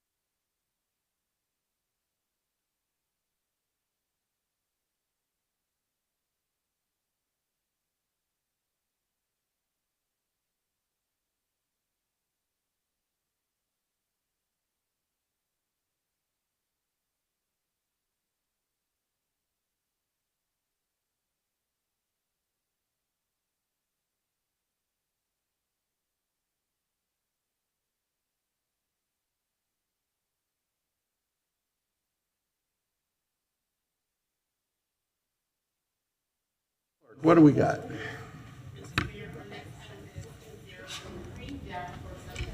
State Legislative Update 2023, with the recommendation that the General Policy Committee hear an update on the regular state legislative session that ended on May 5th, 2023. Very good, thank you. Yes, Mr. Mayor, members of the Policy Committee. Thomas Harrington is here. He is the Governmental Affairs Coordinator for the city, and he's been following the session. It ended last week. He's just going to give us an update on our appropriations bills. Very good, thank you. Come on up, and if I could, we have talked a lot about about 1465, and if possible, let's try to focus on the other things that are going on that could affect what we do here. So, thank you. Thank you, Mr. Mayor, Commissioners, Management. Oh, just as a side note, we do have Gray Robinson's, Ryan Matthews, and Angela Drizwecki on the call, and it's great to have them join us, especially right after session. And they are available for questions as we go through this. I was curious if we could show the backup document as I discuss and kind of give a more broad an overview of what the City Commission had committed to some months ago prior to our delegation meeting early this year. So I think 4 out of the 7 of the electeds here were a part of that. And for those more newly elected, they were made aware of it shortly after. This past session, we saw about 1,873 bills that actually were filed.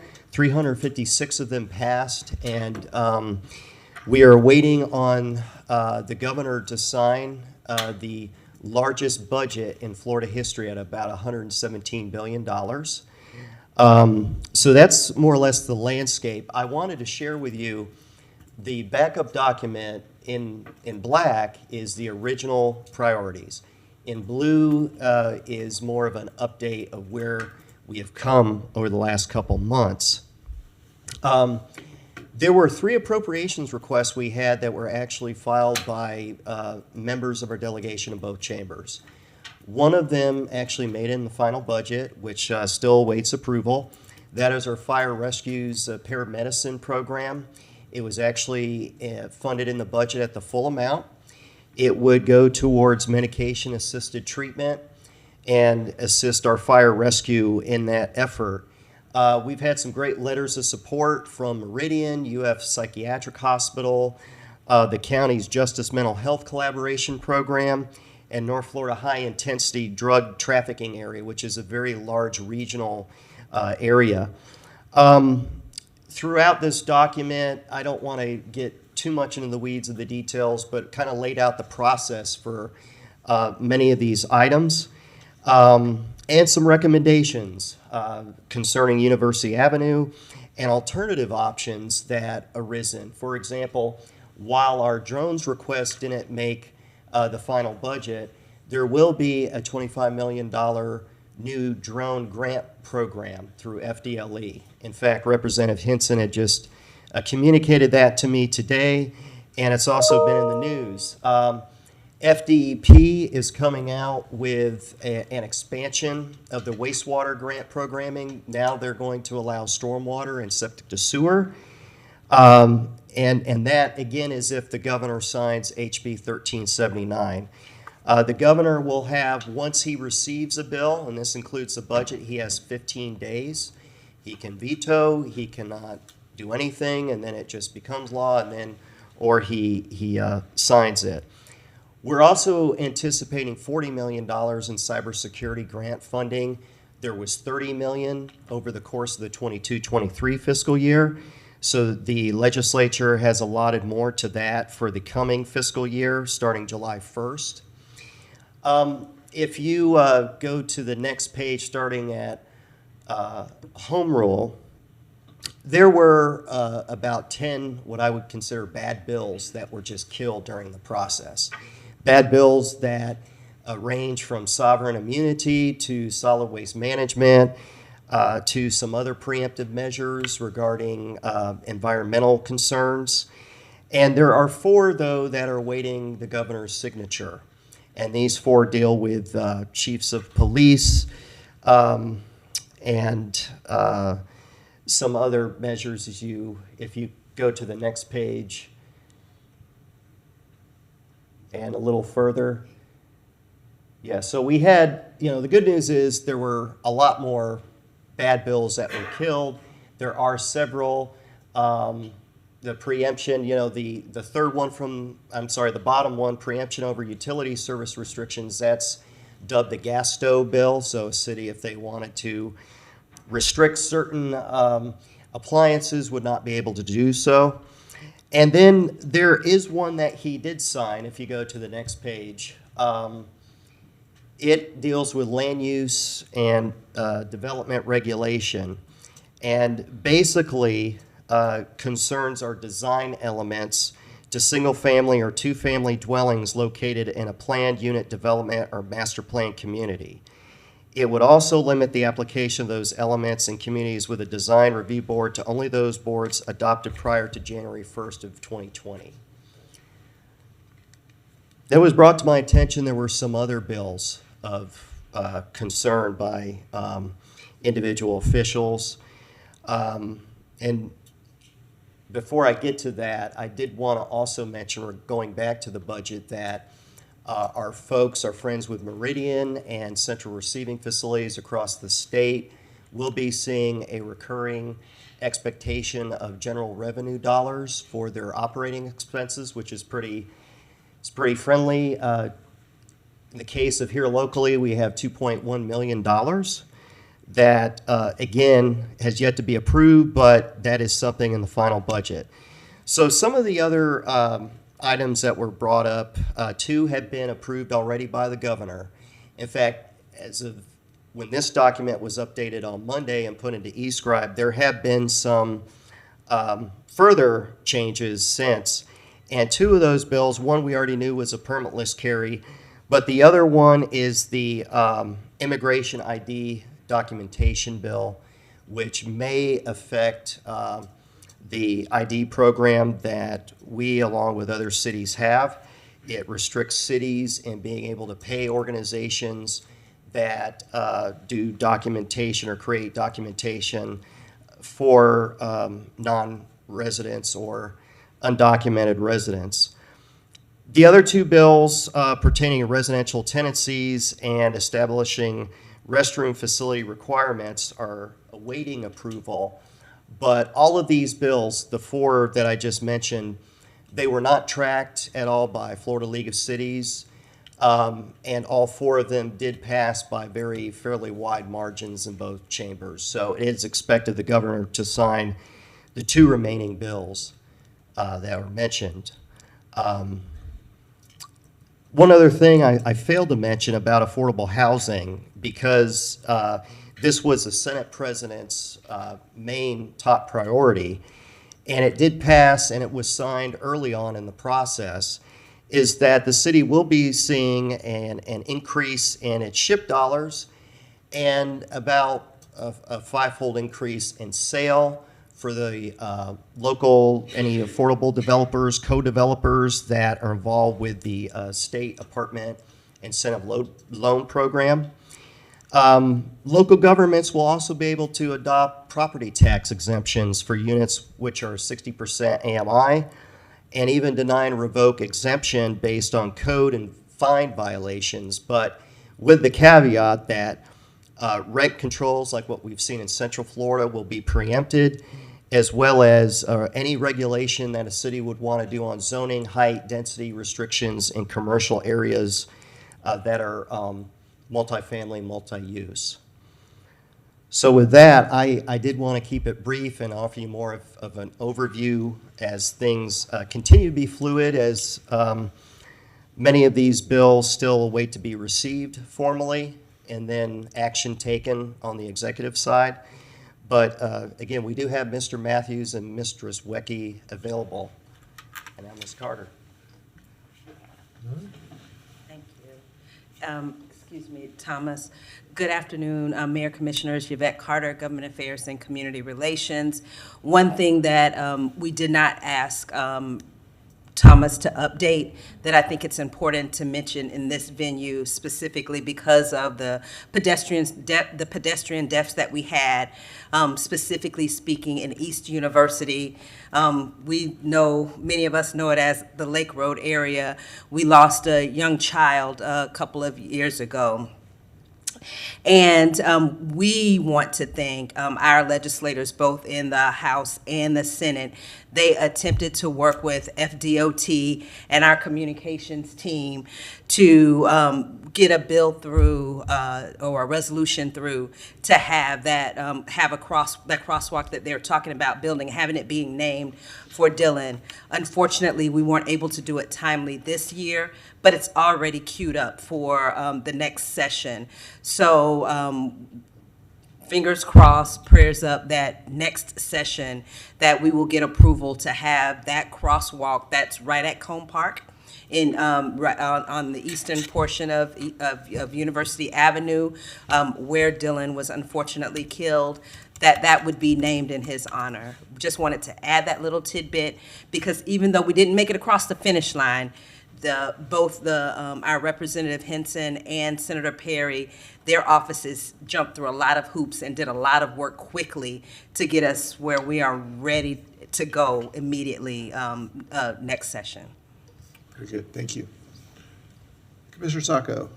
Thank you, Mr. Mayor, and thank you, everyone, I guess those online as well, even though we lost the screen, for your dedicated work and efforts.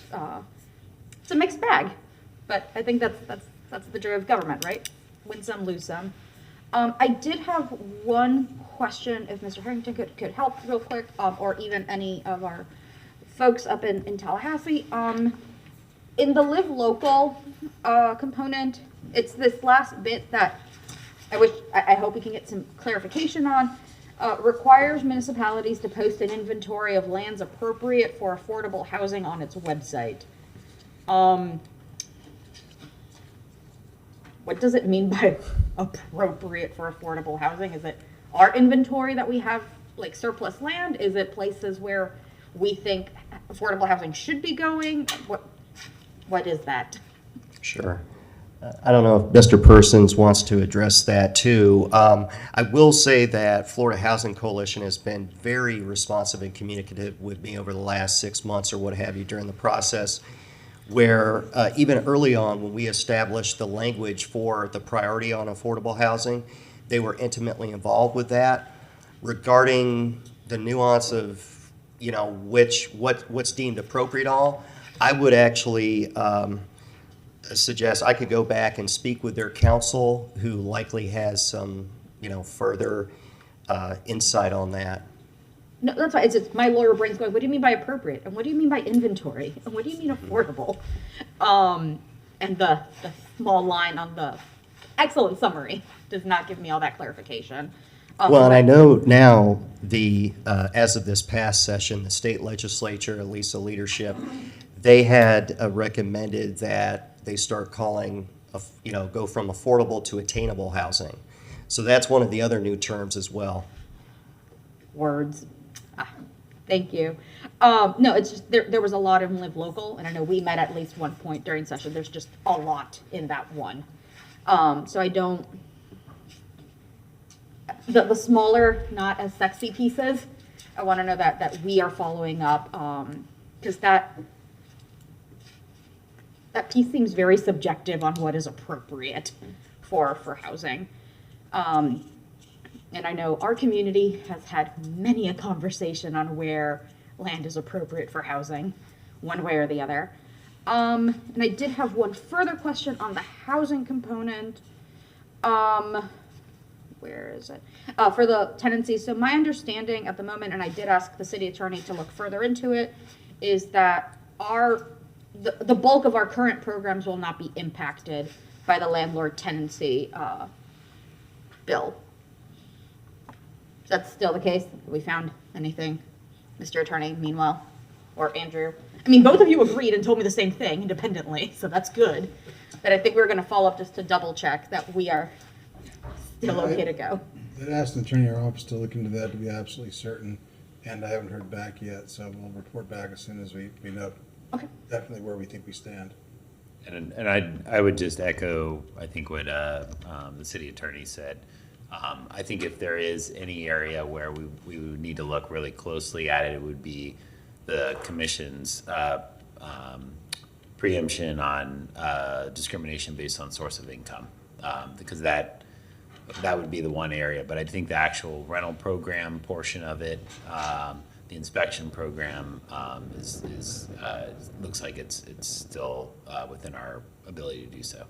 Okay, thank you. I guess my one follow-up is whenever legal staff comes back and is ready to really look at all those programs that over the last 5-ish years have really come up, either with discrimination or inspection or just regulation, any way, shape, or form of it. All those programs that the City Commission has moved along, just to kind of see what their potential standing, if and when this piece gets signed, would be my ask. Thank you, Mr. Mayor. Thank you. Mr. Duncan Walker. Thank you, Mr. Mayor. And thank you for this presentation. Thank you, Yvette, for mentioning that there is the naming that will happen for the crosswalk out on East University for Dillon. When that very unfortunate situation occurred, I remember pulling the then city manager as well as some staff over to that location, trying to find ways how we can immediately try to ameliorate the situation. And it's really nice to see the response. I did want to take this opportunity just to ask, because I know that there had been additional measures that I had requested that we take a look at and present to FDOT, additional traffic calming, et cetera. I don't know who can speak to that, where we are. Mr. Mann would be the person to take the lead. He's not here this week, but when he comes back, I'll make sure that we get a written report for you. Thank you so very much, Madam Curry, because among some of those things, we know this crosswalk is a very important piece. Having it named after Dillon is something that's very sentimental, but we do realize that there are other things, such as possibly considering slowing the traffic down in that area, et cetera. So I really look forward to that report. Sure. Madam Curry, thank you very much. I conclude. Thank you, Commissioner. And while we're talking about that, the street in question is crosses is 26 Terrace, I believe. That's where we granted the rights of way, northeast and southeast, right? Okay. So we occasionally rename streets. I mean, they maintain their number, but we can put up signs by resolution that they're renamed. I would love for us to consider that for Dillon on both northeast and southeast 26 Terrace there. I think that would be, we don't have to do it now, or we don't have to do it at all, but I think that would, we can get that done in a matter of weeks as opposed to waiting a year or more for the crosswalk. Something to consider. Commissioner Eastman. Thank you. I've been watching this legislative session more than any other legislative session in history. So this is, I'm glad to get an update on stuff because there was quite a bit on the agenda. I'll start off with, I'll put to the side the Live Local Act because it feels like we're going to be probably dealing with that for quite a while now and trying to understand its implementation. I'm going to go to, I'll start with House Bill 1417, that tenants' rights bill preemption. Would that have any limit? Would that have any impact on our occupancy limits, or is that not touched by this? Because that's also a relationship between a landlord and a tenant. I'm not sure on occupancy limits, and Mr. Matthews, Mr. Iswecki might have further insight or clarification on that. Sure, Thomas, and good afternoon, Mayor and Commissioners. First, let me address real quickly Commissioner Sacco's question regarding House Bill Senate Bill 102. As it relates to identifying locations or areas for affordable housing, Commissioner, I think the intention is to identify surplus lands, but that certainly does not preclude the Commission from identifying areas where you would desire affordable housing to go within the community. And then to Commissioner Eastman's question, I do not believe that 1417 affects occupational limits. Okay, great. And then I'm going to skip. I don't know if this was on there, but it's one that came to my attention. Is Senate Bill 170 that will that a business can sue over implementation of an ordinance that they would consider arbitrary or unreasonable. I think was, and then as well as whether it's illegal by general law, and then we halt implementation of the ordinance. Do we? I don't know if that. I don't recall seeing that in the backup, but that seems like that would have a huge, large impact if anyone could bring for such a broad question of whether something is arbitrary or unreasonable. Do we have any other background? Perhaps, Mr. Matthews, you know more about that bill and what kind of impact it may have on the municipality? Sure. So this was another priority of Senate President Pasadomo. If you'll recall, in the 2022 legislative session, we had a bill, Senate Bill 620, which created a new cause of action for a business to sue a local government for any ordinance that resulted in a 15% or more financial impact on that business. That was subsequently vetoed by the governor. The alternative was 2023's version, which was similar in nature in Senate Bill 170. What this does is require local governments to create a business impact statement on all ordinances passed. And Commissioner, to your point, if an ordinance is found to be arbitrary or unreasonable, which was fashioned after the administrative procedure, arbitrary or capricious notion, a petitioner can sue and collect up to $50,000 if that ordinance is held to be arbitrary or unreasonable. Now, what would happen is a petitioner would file a claim. There would be effectively an injunction on that ordinance before it is implemented, while it was quote unquote fast tracked from a litigation standpoint. I would point you and the city attorney and the legal department to the words of 170, because there are about 9 exemptions that are found within Senate Bill 170 as it relates to ordinances that deal with the budget, ordinances that deal with land use, et cetera. So there are a significant number of exemptions as relates to what could be litigated and what could not be in that regard. And arbitrary and unreasonable sounds to me like a legislative discussion. I mean, is this? I'm not an attorney, but like but does the judicial system have ways of measuring what they would consider arbitrary or unreasonable? It seems odd to me that would be how they would structure it. I mean, is this a common or uncommon thing within these laws? I think it certainly leaves a lot of room for judicial discretion. All right. Well said, Mr. Matthews. And then Senate Bill 1718, the immigration ID documentation bill. I've not actually read the backup of that, but does that mean that before we provide services, we now have to ask for identification as well? I see that issue of us providing IDs, but does that mean that we can't provide services if people don't have government issued IDs? I'm not familiar with the services component of it, mainly the documentation element. Unless Mr. Matthews, if I'm not mistaken, I think it just deals with documentation from a municipal standpoint. And I would agree with Mr. Harrington there, being unfamiliar with what services the city provides in that regard. Yeah, I will just when I was reading it just briefly, and maybe I misread it, but I mean, we obviously do homelessness services. A lot of folks that are homeless do not have government-issued IDs or have reasons that they don't have such things. If we are required to verify their immigration status, which you would generally do through a government-issued identification card of some kind, that could stop us from being able to just provide services more broadly, even for people that are American citizens but just don't have, access to that kind of government documentation. I see. Are you? No, I was going to add, if I might, Mr. Mayor, I know that the commission granted funds to an organization, I believe it was the Human Rights Coalition, I believe it may have been ARPA funding, to provide that kind of ID service. I don't know what documents they require before they issue the ID, but we did contract with an agency to provide that kind of ID to immigrants. All right, thank you. I didn't know when to bring this up. I think this might be a good time. Is one of the things that frustrated me during this last legislative session is how, at least as it relates to the city of Gainesville, one, I felt like our relationships with our legislators were not nearly as strong as I had hoped for.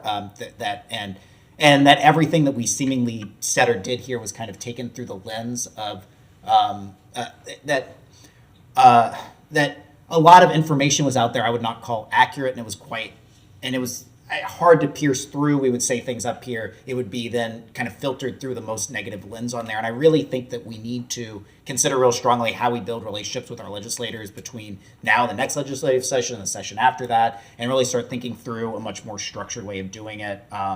I've considered something where, for instance, each one of us would have a legislator that we could reach out to, try to build a relationship, be sort of a point of contact between us and that legislator. Now that they are back in the district, and really just start to try to build a more positive relationship. Talk about the positive things we are doing as a city. Talk about how we are trying to comply with, for instance, if 1645 passes, how we are attempting to ensure that there is a good transition there. How we are working with the JLAC and working on our budgets.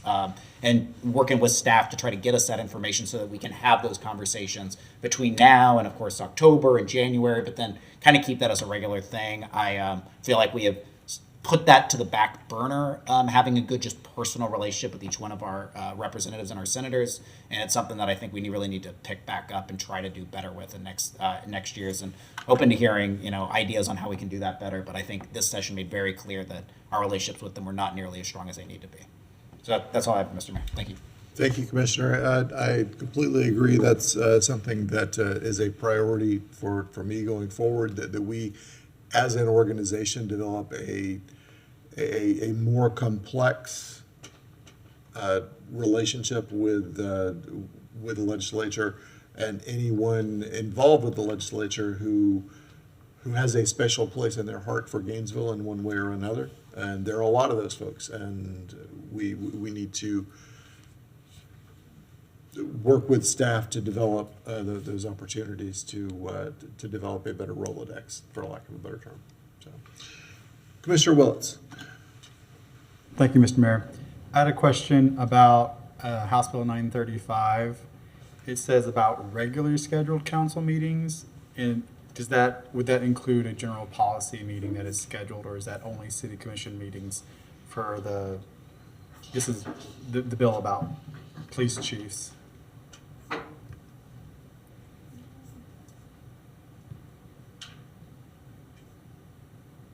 Commissioner, I'd have to go back and look at the specific wording of House Bill 935. My gut interpretation would be that it would be any regularly scheduled meeting, and as such, I believe general policy committees are regularly scheduled and noticed, obviously.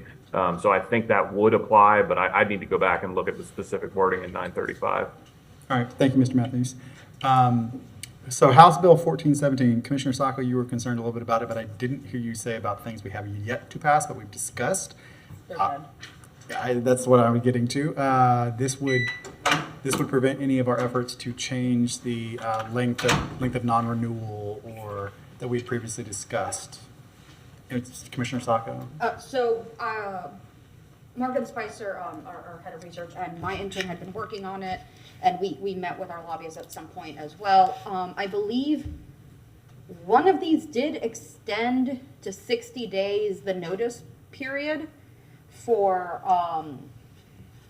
non-renewal. So it did extend, it made the standard 60 days, I believe, or 30 days. There's a distinction between the monthly renters and then the ones that are annual renewal.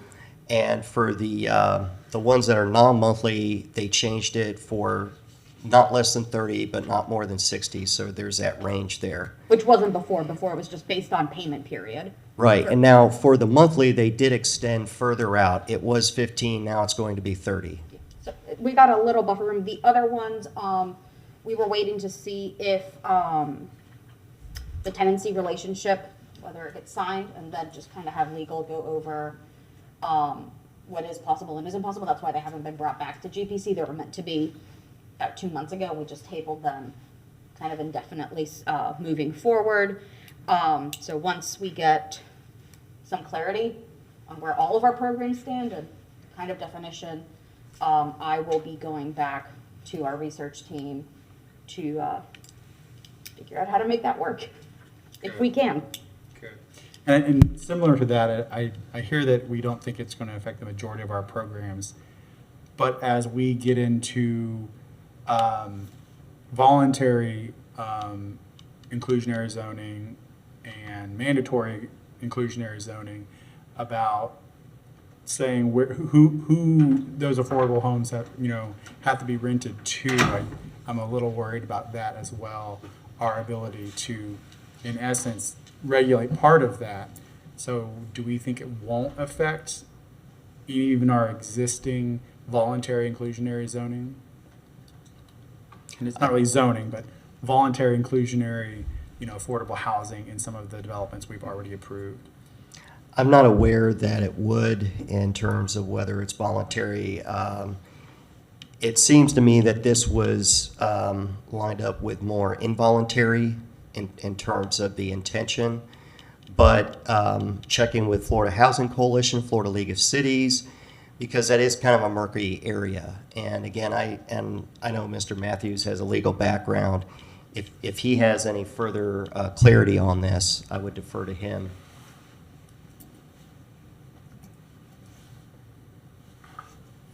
No, again, I think that would merit an additional discussion because I'm unable to answer right now on that specific question. Okay, thank you. We didn't really discuss much about House Bill 1517.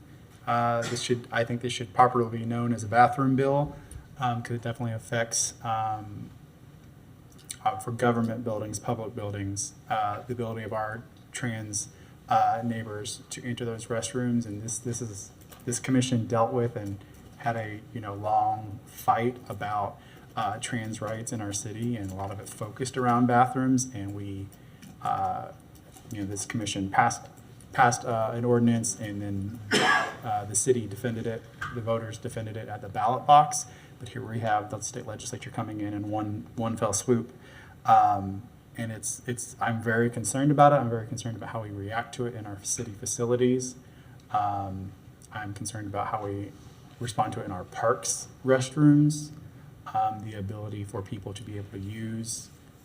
We've looked, I know across our city, we look at having it, as inclusive of bathrooms as possible. I think we have a history of that, but this changes some of it. It defines what a single, in essence, what a single use bathroom is, or that it defines what a unisex bathroom is. And so I have little questions even about unisex versus when we say gender neutral. Can we call it gender neutral if the bill now describes unisex as being intended for single use or family use? Can we even still refer to things as gender neutral bathrooms? Excuse me, I will say, having read, I think the bill is about 16 pages long. Much of it deals with correctional facilities, educational entities and institutions. And then there's this one little small part that says public buildings, which can encapsulate county, city, state, etc. So that part seems a little more ambiguous. And again, that's something that we could check on for you. Okay, because I think it's, we have a lot of buildings, we have a lot of bathrooms, and we were previously allowed to determine for our community what is best and dignified and healthy for our community makers, our community builders, and our neighbors. So I'm very concerned, and so this is really an instruction. I mentioned it previously to all charters for us to understand it and for us to think ahead about how we can continue to provide safe, healthy restrooms for all of all the people in our city, whether they are employees or residents trying to use our public buildings, including in our parks. And the next one, I don't know that I need an update, but it's just a reminder. The anti-drag bill is going to affect stuff in this city. It is going to have an effect, and I don't think we're prepared for it just as a community, because I think it's something that it's off in Tallahassee or in a different place, but I think it's going to start happening here, and people are going to fight members of our community who participate in this one particular artistic form, and some of this does happen on city property at times, so it's something we're going to have to look at, and I don't have anything right now, any kind of a measure, anything, any kind of a motion, but I think we need to stand with all portions of our community and all communities within Gainesville This is an attack by the legislature and even, you know, some of our local delegation. But it doesn't mean that we don't put up a fight, whatever kind of fight we can. So, thank you, Mr. Mayor. Thank you, Commissioner. So a lot of these clearly will require some additional thought from our staff, from City Attorney's Office, at how they relate to the regular process of governing in the city of Gainesville. And I want to make sure that we have individual conversations with the charters so that we can, when the issues come back before us as a body, we are fully prepared for those discussions. So I see no further lights. Do we have anyone from the community who wants to talk? Mr. Mayor, we have Donald Shepard. Mr. Shepard?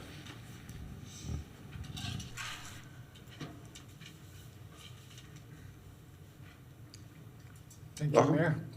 Ward. I want to start off by saying that as of today, because of what had transacted today, and one-on-one meeting, that I will not be supporting Democrats after today. I was very honorable about my interests and what had concurred. And so I did my best interest to take and patch that, but it does not want to be patched by the individual. So I wanted to take and state that I will not be representing Democrats anymore, and I'm going to be going full throttle against Democrats and any step in which they take in a legislation bill, and I will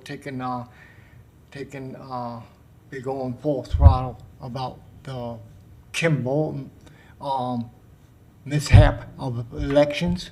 I'm going to be going after that because that was an improper election and nobody called it, not even our mayor.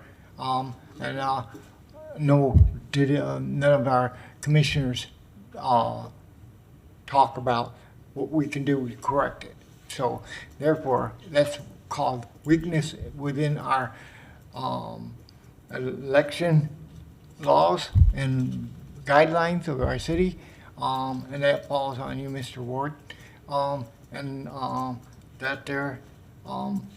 can show you for a fact I am a Republican, and from this day forward, I am going to act more as a Republican and put this issue out there so that the people know that their interest of what has happened in the 50-some years that the city has been representing the people under falsehood, and it's been proven. And so this is something that is very distinctively acknowledged, and we're going to take and put it more crucial towards the legislation and the city bill, which I think is a slap in the face, $315,000 or $1 million towards what is owed. I think that this city could have came up more, and I know for a fact it could have come up with more, because these bills weren't created by Mayor Ward, they were created by other mayors, and so that should have been wiped clean when Mr. Ward took over as a mayor, not put it on his shoulders. That I will state in behalf of Mr. Ward. So I want to say thank you for this opportunity and have a good day. Thank you, Mr. Shepard. All right, anyone else? Mr. Mayor, that concludes our speakers. Okay, thank you, Madam Clerk. Thank you, Mr. Harrington, and our lobbying staff. Thank you for the time and putting this together for us today. We have a lot to consider moving forward that I'm sure we'll get further updates on. So, seeing no further lights, Madam Clerk. Next, we have member comment. All right. I see no lights for member comment. No. Commissioner. Just really briefly, I've heard from some. So this past weekend was graduation weekend. I heard some downtown business. AUF, yes. What's that? For UF, For, yes. for the University of Florida, yes. And I heard from some downtown business owners that were upset we had kind of booked an event, like a large event that was in downtown during that same time, which caused some issues. I know, Mr. Persons, you were looking into that a bit. I just wanted to press staff that as we're thinking about events in the future that are in downtown, that we just kind of think about the major events that are happening, whether it's, Saturday football games or, the graduation weekend, that, all these things can kind of go on top of one another, and just to kind of keep your eye out on some of those things on the calendar to make sure that we're not overlapping those. That's it. Thank you, Mr. Mayor. Very good, thank you. Okay, I believe that takes us to the end of the agenda. Thank you all for your time and attention today, and we will see you soon.